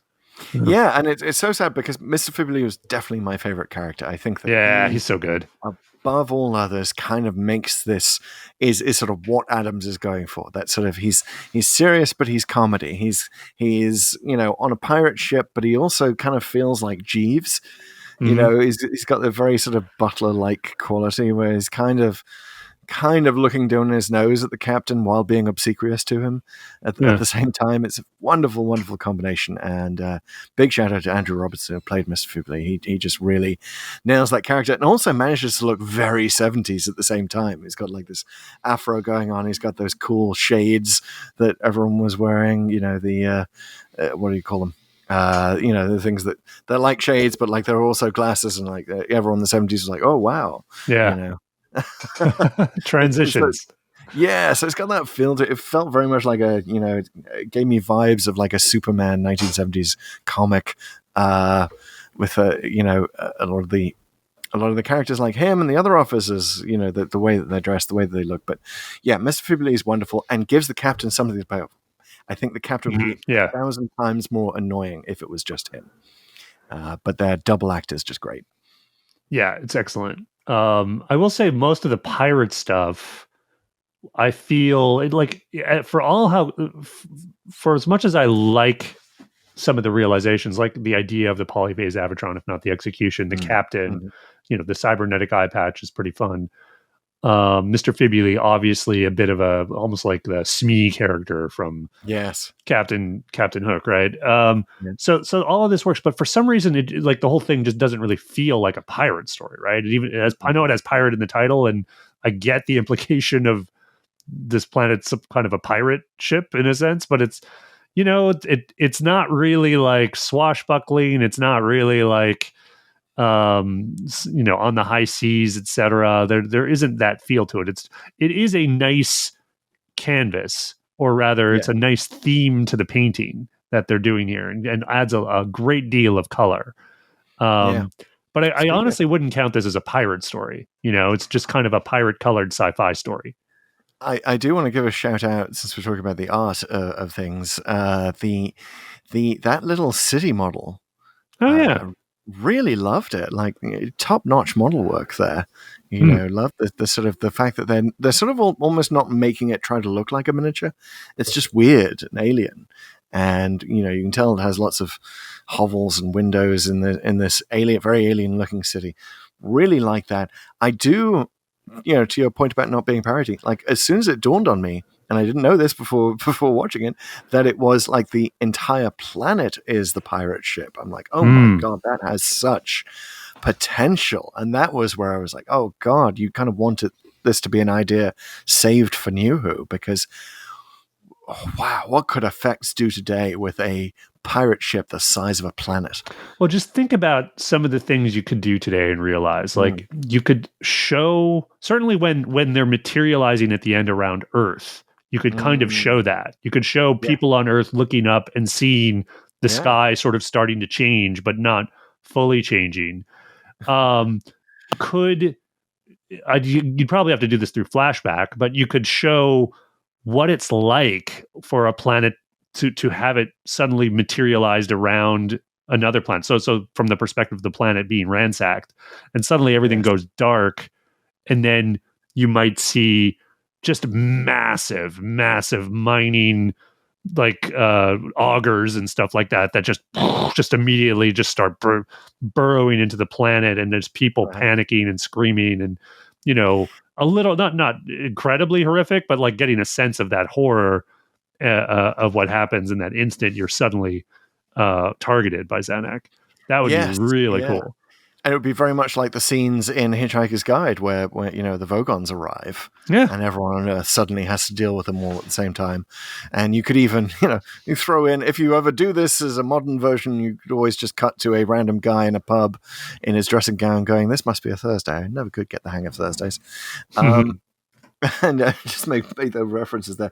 But yeah. I mean, I love it. And you could definitely kind of explain the whole key to time thing by showing them then in the future picking up, you know, Califrax out of the vortex, which also, by the way, one more Hitchhiker's thing, that kind of reminds me of the way that Ford Prefect accidentally signals Zaphod Beeblebrox in the second radio series is to, that he's on prehistoric Earth, is to accidentally have his towel thrown into a lava stream, which then becomes a fossil, which is then picked up by Zaphod Beeblebrox's ship, the Heart of Gold, in the future. So it's like, you know, and Zaphod thinks, oh, well, what a great plan. Oh, no, it was just like, you know, it's just time doing its work, which feels very much like this. But anyway, yes, huge ambition, really, really good story. And yeah, it may be time to take it to task and stick it on the rack, Mr. Fibuli, and ask it 4 questions. I've got a lot of questions, more than just 4, but we'll stick it to the 4 questions to Doomsday. First question, why did the randomizer take us here? Well, we've been over this a bit. We've been over this. The randomizer really wants pirates. And you know, we really stepped on its big pirate reveal, so it's trying to bring it back to that. It's sort of, we can't really say why it brought us here from the Unquiet Dead, because it didn't want us to come from the Unquiet Dead. But it's also a bit it felt a bit Marco Polo-ish, and the sort of the slightly educational aspect being very well kind of blended in with the story, I felt. You know, the whole question of comedy, obviously the randomizer loves Douglas Adams. And you know, it's and it's another low-key TARDIS episode, right? The TARDIS doing stuff that we've never seen it do before. I really the TARDIS manual. Yeah, I really like the use of the TARDIS here as a plot device, because it sort of comes in at the end when they realize what happened in the first episode and that they can replicate it. It's very, very smart. So I would go back 2 stories to the War Games, and it's mostly was that 2 stories? I guess that was 3 stories ago. Now that I think about it, because we had Marco Polo, but the just the layering of plot and the building and here it's quicker, and I think there's more, and it's more twisty. But it shows sort of the efficiency of it and sort of doing it in 4 episodes. Because it's funny, we've said repeatedly in this that we kind of wish it was longer, which is not thing you actually say that we say that often about Classic Who, right? Usually it's like it could be a lot shorter. This could be a 1-hour episode. You could get rid of all the corridor stuff and you'd still have something. And here we just it's leaving us wanting more, right? And but it's like all the plot is really expertly laid on. Like if you think about it, the big reveal of what Zanuck is and how the scale of it and how horrific it is, that's the end of episode 2. You know, that could be the climax in sort of a lesser ambitious story done by a lesser writer. But no, it just keeps going on. And it's like, okay, so once that's revealed, you get that reveal of the captain's plan with the super crushed planets and the gravitational alignment and et cetera. You get the reveal of Xanxia. You get the Mentiads and their mental powers, but then it's taken away. You get Earth threatened. And by the way, why is Quartz so special about Earth? That's kind of another kind of minor weak spot in it. It's like somehow not only is Quartz not on other planets, I don't think that's necessarily true, but also that why would the presence of a mineral make any difference at all? Like they're clearly talking about a piece of equipment, which I get. Okay, maybe it needs quartz to function, but one does not equal the other, right? So, on paper, throwing Earth in at the end almost doesn't work, and I could definitely see it being more coherent if you don't just randomly throw Earth in. But I think to your point about the stakes constantly getting raised. What it's about, constantly getting raised. I did get that sense when they suddenly mentioned Earth. I'm like, oh, wait, what? No, don't come for us. Hang on a minute. Brings the threat home. And it's fun because usually Doctor Who episodes that don't begin on Earth don't necessarily concern themselves with Earth. Like it doesn't really come into it unless it's like mentioned as part of a colony or something. But here it's sort of brought in at sort of the 11th hour and like, oh, by the way, we're going to blow up this planet. And it's like, it's Earth. Oh, okay. You definitely sort of, it's a lean forward moment, no question. Yeah, and you kind of realize that you've been less concerned about these other planets. Yeah, and it's almost like this is your punishment for being less concerned about these other planets because now we're coming for yours. And he's just sort of saying it in the same casual slapdash manner, the captain is, that he grabbed these others. Well, and on top of all the layering I just mentioned, like it's part of the Key to Time arc. And not only is it that the Key to Time is of this huge scale, it's an entire planet, but it actually becomes part of the story in that they mine it. It's in crushed form, but because of that, it's not going it's going to make the captain's plan not work. Now, I think again that there should have been probably another draft or two here where that's realized better because it's really just more talked about than actually seen. It would have been cool to see his thing, whatever he tries to do, start, but then not work, and then Xanxia gets the upper hand on him again.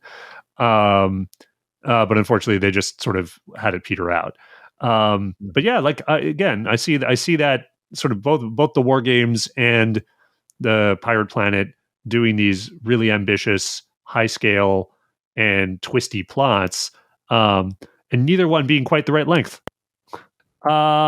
Moving on to the second question, which is, what if the evil plot had succeeded? All right, so first of all, we need to decide whose evil plot we're talking about. Is it Xanxia's, or is it the pirate captain's evil plot? Because they both have pretty evil plots. Well, is the captain's really as evil? Because the captain just wants to kill her and take over, right? And presumably, I don't know. We actually don't know kind of what kind of guy the captain is. Yeah, right. Right? Is he just going to go around shrinking more planets? By the way, another reason for the randomizer to take us here, given that we were talking about the Master and Shrinky Dinks in the War Games podcast, that idea of the War Master being the War Chief being the Master, right? Yeah, well, I think you could presume the captain isn't all good, because if he was, and in other words, his evil, blustery stuff is all just an act, because you think he would want to work with the Doctor more openly or more directly, rather, against Zangxia. And then, so I think his version of him being the sole person in charge isn't benevolent. So that's fair. I think it's fair to characterize what he wants to do as evil. But his evil plot succeeding is killing Zangxia and taking over. Does he then continue the crimes of Zanuck?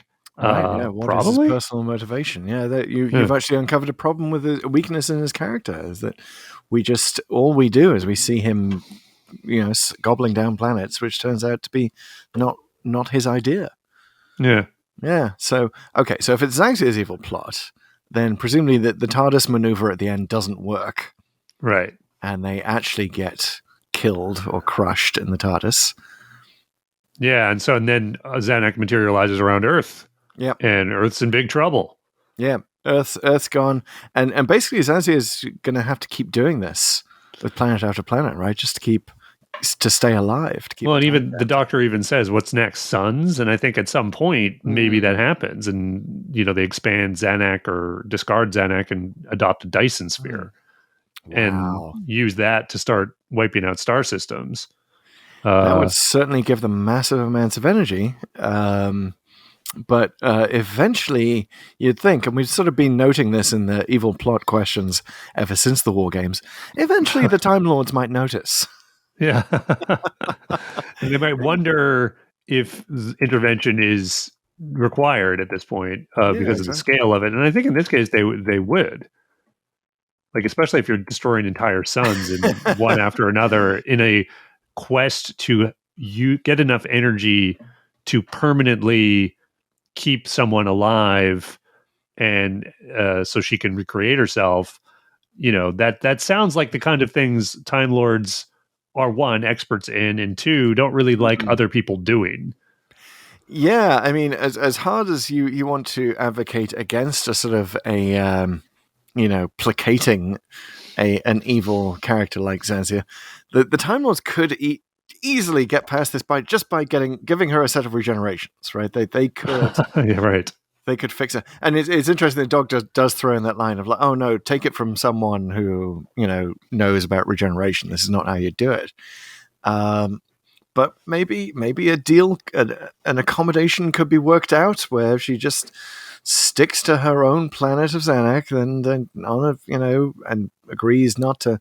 Maybe she gets locked in another one of those slow time envelopes, right? One of those time loops or something. But you could also see her, just getting one regeneration. Jesus, get a new life. I could see some negotiations going on there. Depends how much of an upper hand she has. But you don't want to please her too much. But on the other hand, she's caused a few disappearing planets so far. It's interesting that it is noticed, by the way, in the Stolen Earth, in that whole season arc, that planets are disappearing. But not here. Here it's just like, I guess planets are... Dendrogen is 5? Who even went there? Yeah. Nobody's reporting it to Shadow Proclamation.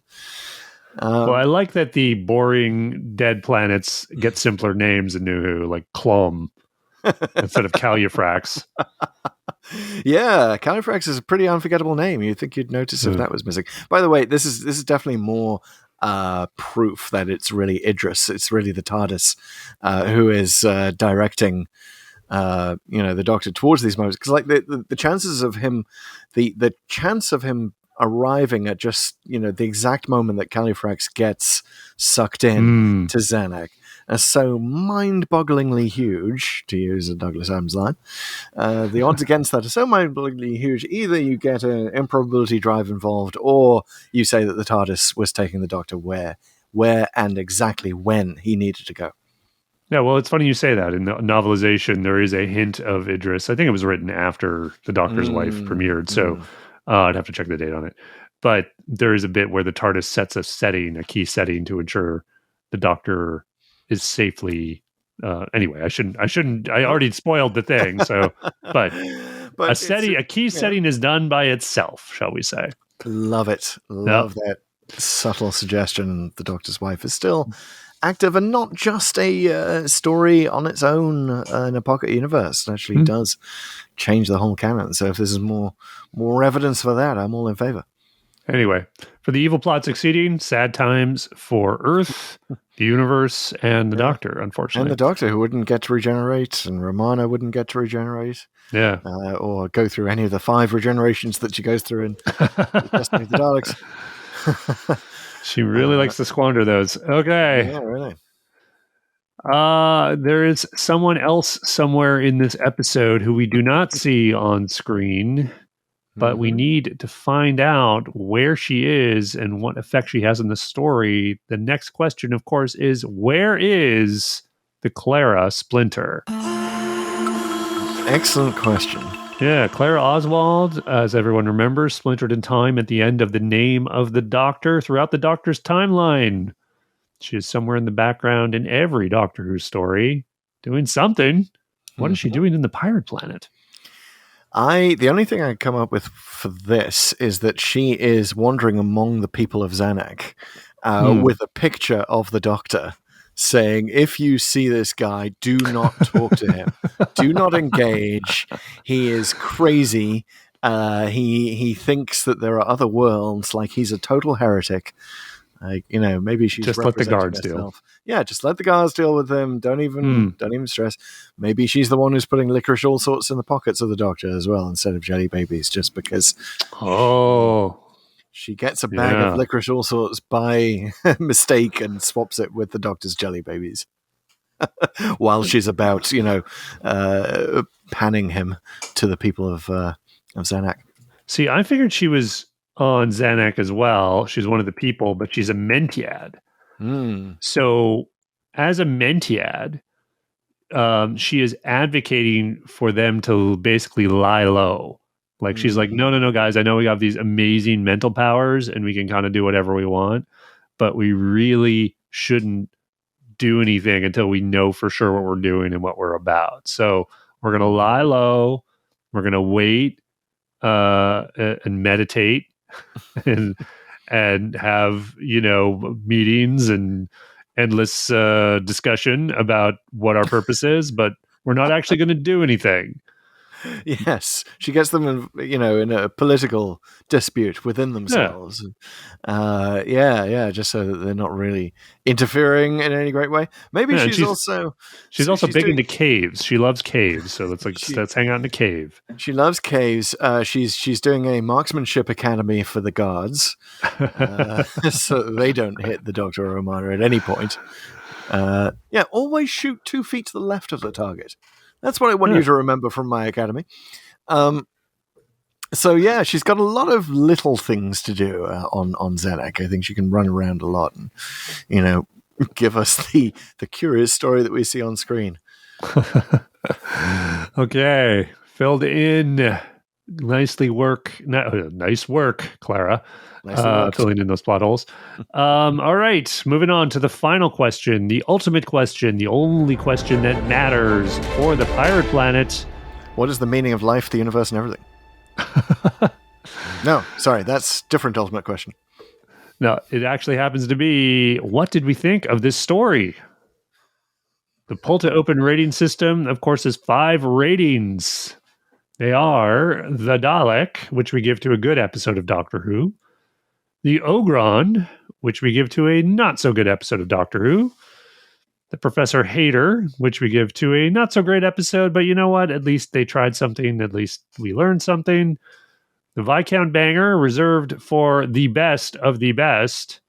And the rarely used Fixed Point in Time, which is an episode that is unrateable. We usually give this for reasons of nostalgia, but sometimes for other reasons. As we did a couple of stories ago with Marco Polo. So what do we got here? You mean I can't give the answer to the ultimate question as 42? I can't rate this a 42. You should. Do you want to go first, or do you want me to go first as a Pirate Blood veteran? I really struggled on this one. So you go first, because I think that you have much more clarity and I'm kind of teasing on a knife edge. I do and I don't. I came to a definitive conclusion, but it's hard. It was hard for me on this one because I wavered. I've wavered actually between 3 ratings. Oh. So I thought perhaps is this as good as its reputation? Is it as good as my memory? And I was convinced. In other words, I went into this thinking this is a definite Viscount banger, and I actually came out doubting that, thinking, well, wait a minute, those problems with the ending in particular really stuck out to me this time, and the ending is such a crucial part of any story. And you look at the War Games, how I think it really deftly handles its ending, like it really pulls off. Even despite the wandering through the Time Lord sauna, it's all done really well. All the beats work, all the storylines work, right. And come to a great climax. So here they do I think it still works because the climax is the 2 things trying to materialize, and then the TARDIS wins that fight through the Mentiads. But then there's still more to do, and they don't really do it. They kind of just fill in the blanks with the Doctor's exposition. So I think it's a missed opportunity, but it doesn't ruin what I would give the rating for.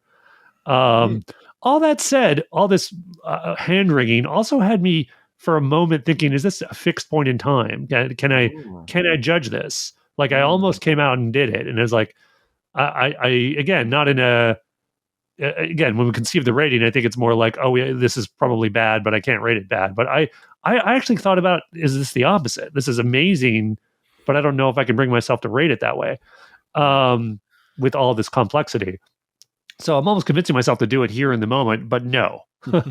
I'm staying resolute that this is a Viscount banger, and I'm going to point to my kids as the influence. Now, I'll be honest, Grace didn't rate it a Viscount banger. She actually said, now my kids are now giving the same ratings as, by the way, as the podcast. I think that's been pretty clear the last few times. She said it was a Dalek, and she said it because the captain really kind of annoyed her. But she did say that she loved Romana in this. She also really liked that she was super cool at the beginning when the guard sort of challenged her, and she just sort of takes it in stride and is the person that leads him into the air car and all that stuff. She really loved that stuff. Yeah. But Jack was like, he wasn't very emotive throughout. Like I wasn't sure what he was thinking about it. And then as the final credits rolled, he was just so confident. Oh, that's a Viscount banger. Like he just really, and I was just sort of reminded again how innovative this story is. And it still comes across, 40 plus years later. And that's why this is a Viscount banger. Boom. I feel like we need a Viscount banger sound effect there when we award it. I mean, the sound of, I don't know, the sound of an aristocrat DJing. Yeah, love it. I'm glad that you're doing it. I'm glad that you're giving it the banger because I was torn. Because I do think it's a banger in concept. But I think it's a Dalek in execution.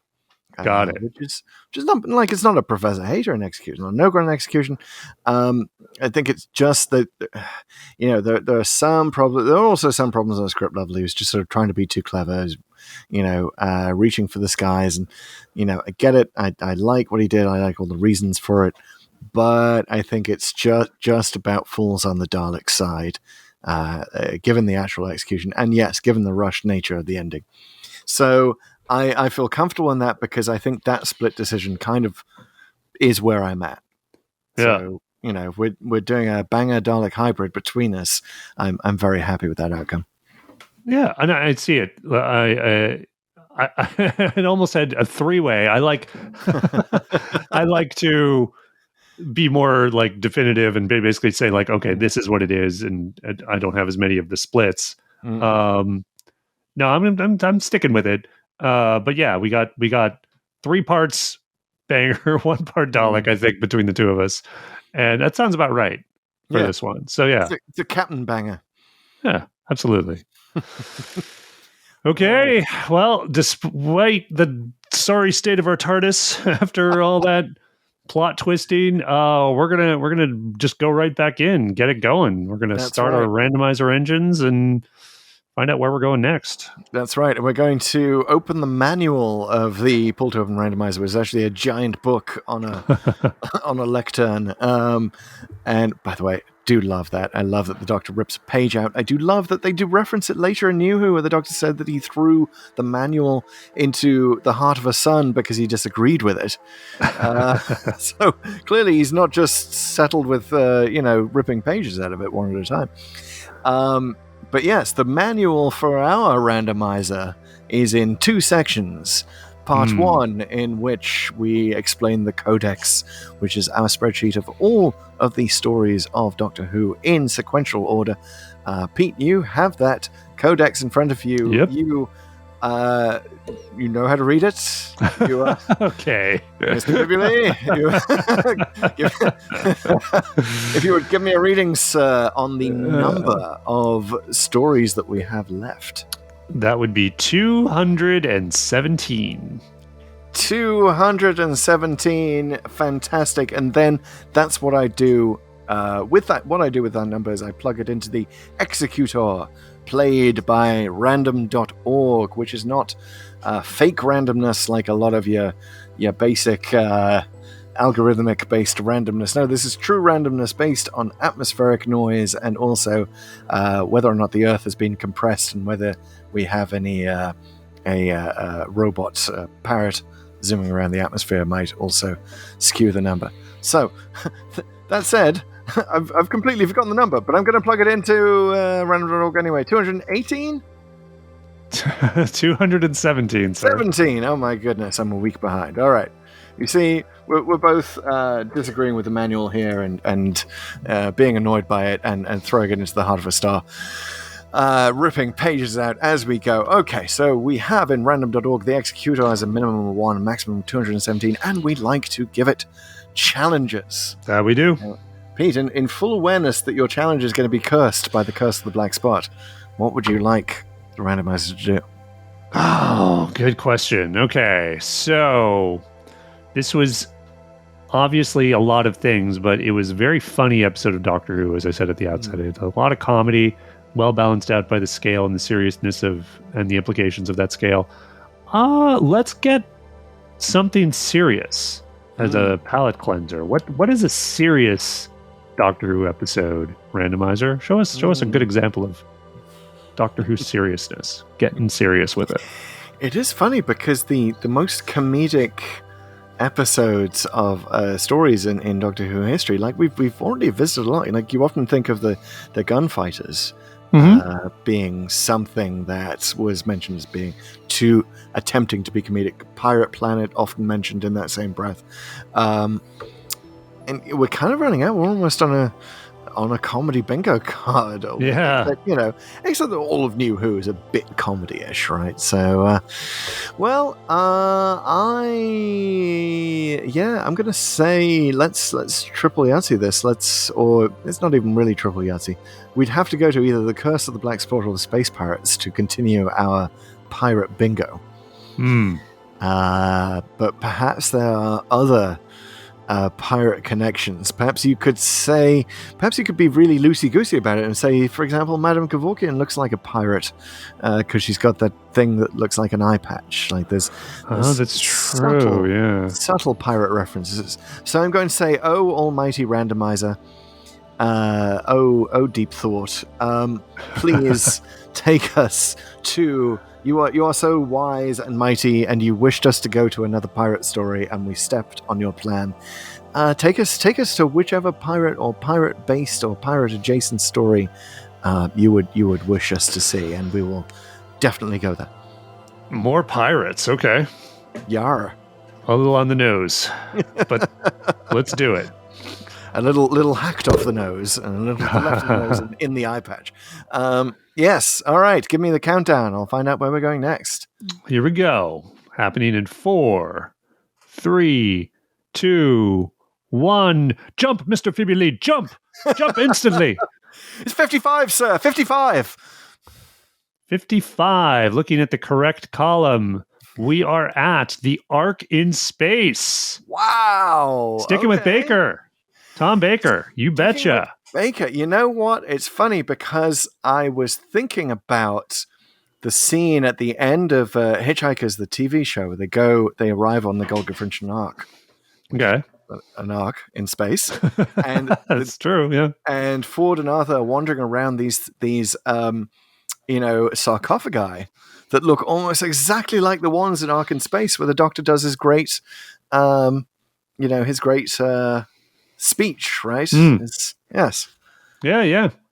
No, this is again another really well-known one, notable for many reasons. We're really filling out that first season of Tom Baker. Really? Because we've done Genesis of the Daleks, we've done Revenge of the Cybermen, and there's only, I think, Robot, this, and the Sontaran Experiment. I think those are the ones. So good times filling it in. We've already visited this with the Cybermen, with Revenge of the Cybermen, right? It's we visited the same location, so that's going to be very Nerva Beacon. Yeah. All right. Join us, folks, when we return to that space station in the far future. But in the meantime, hey, if you have not yet subscribed to this podcast, please go ahead and hit that button in whatever podcast app you are in. Of course, the thing we would love is if you could perhaps leave a review in that podcast app as well, especially if it's the Apple Podcasts app on your iPhone or iPad, or I think it works on Macs now, so do that too. Go ahead and leave an emoji title, or rather a Doctor Who story title in the form of an emoji. That helps too. Even if that's not necessarily a review, you can leave it as a review. That's fine. Sure. There's no law against that. Don't forget, on Spotify, you can rate and review the show with a star rating. Plus, you can have your say on the Pirate Planet or any of the other episodes we've done. Go to the polling feature in your Spotify app. Hey, is the Pirate Planet a Dalek, a Viscount Banger, a fixed point in time, an Ogron? That'd be surprising if you thought Ogron, but hey, you can think whatever you want. Go ahead and have your say. Yeah. Follow us on the socials. We're at Pull to Open on TikTok, Pull to Open 63 on Twitter, Instagram, and Facebook. YouTube.com/Pull to Open. Also a great place to follow the show and leave a comment. Lots of great discussion happening there. Plus, you get to see us. Plus, you get to see all of our video shorts, which are usually only on TikTok. You can also see them on YouTube. Come check them out. We'll see you next time for the Ark in Space, y'all. Yeah, come on back with Harry and Sarah and Nerva Beacon. We'll see you there.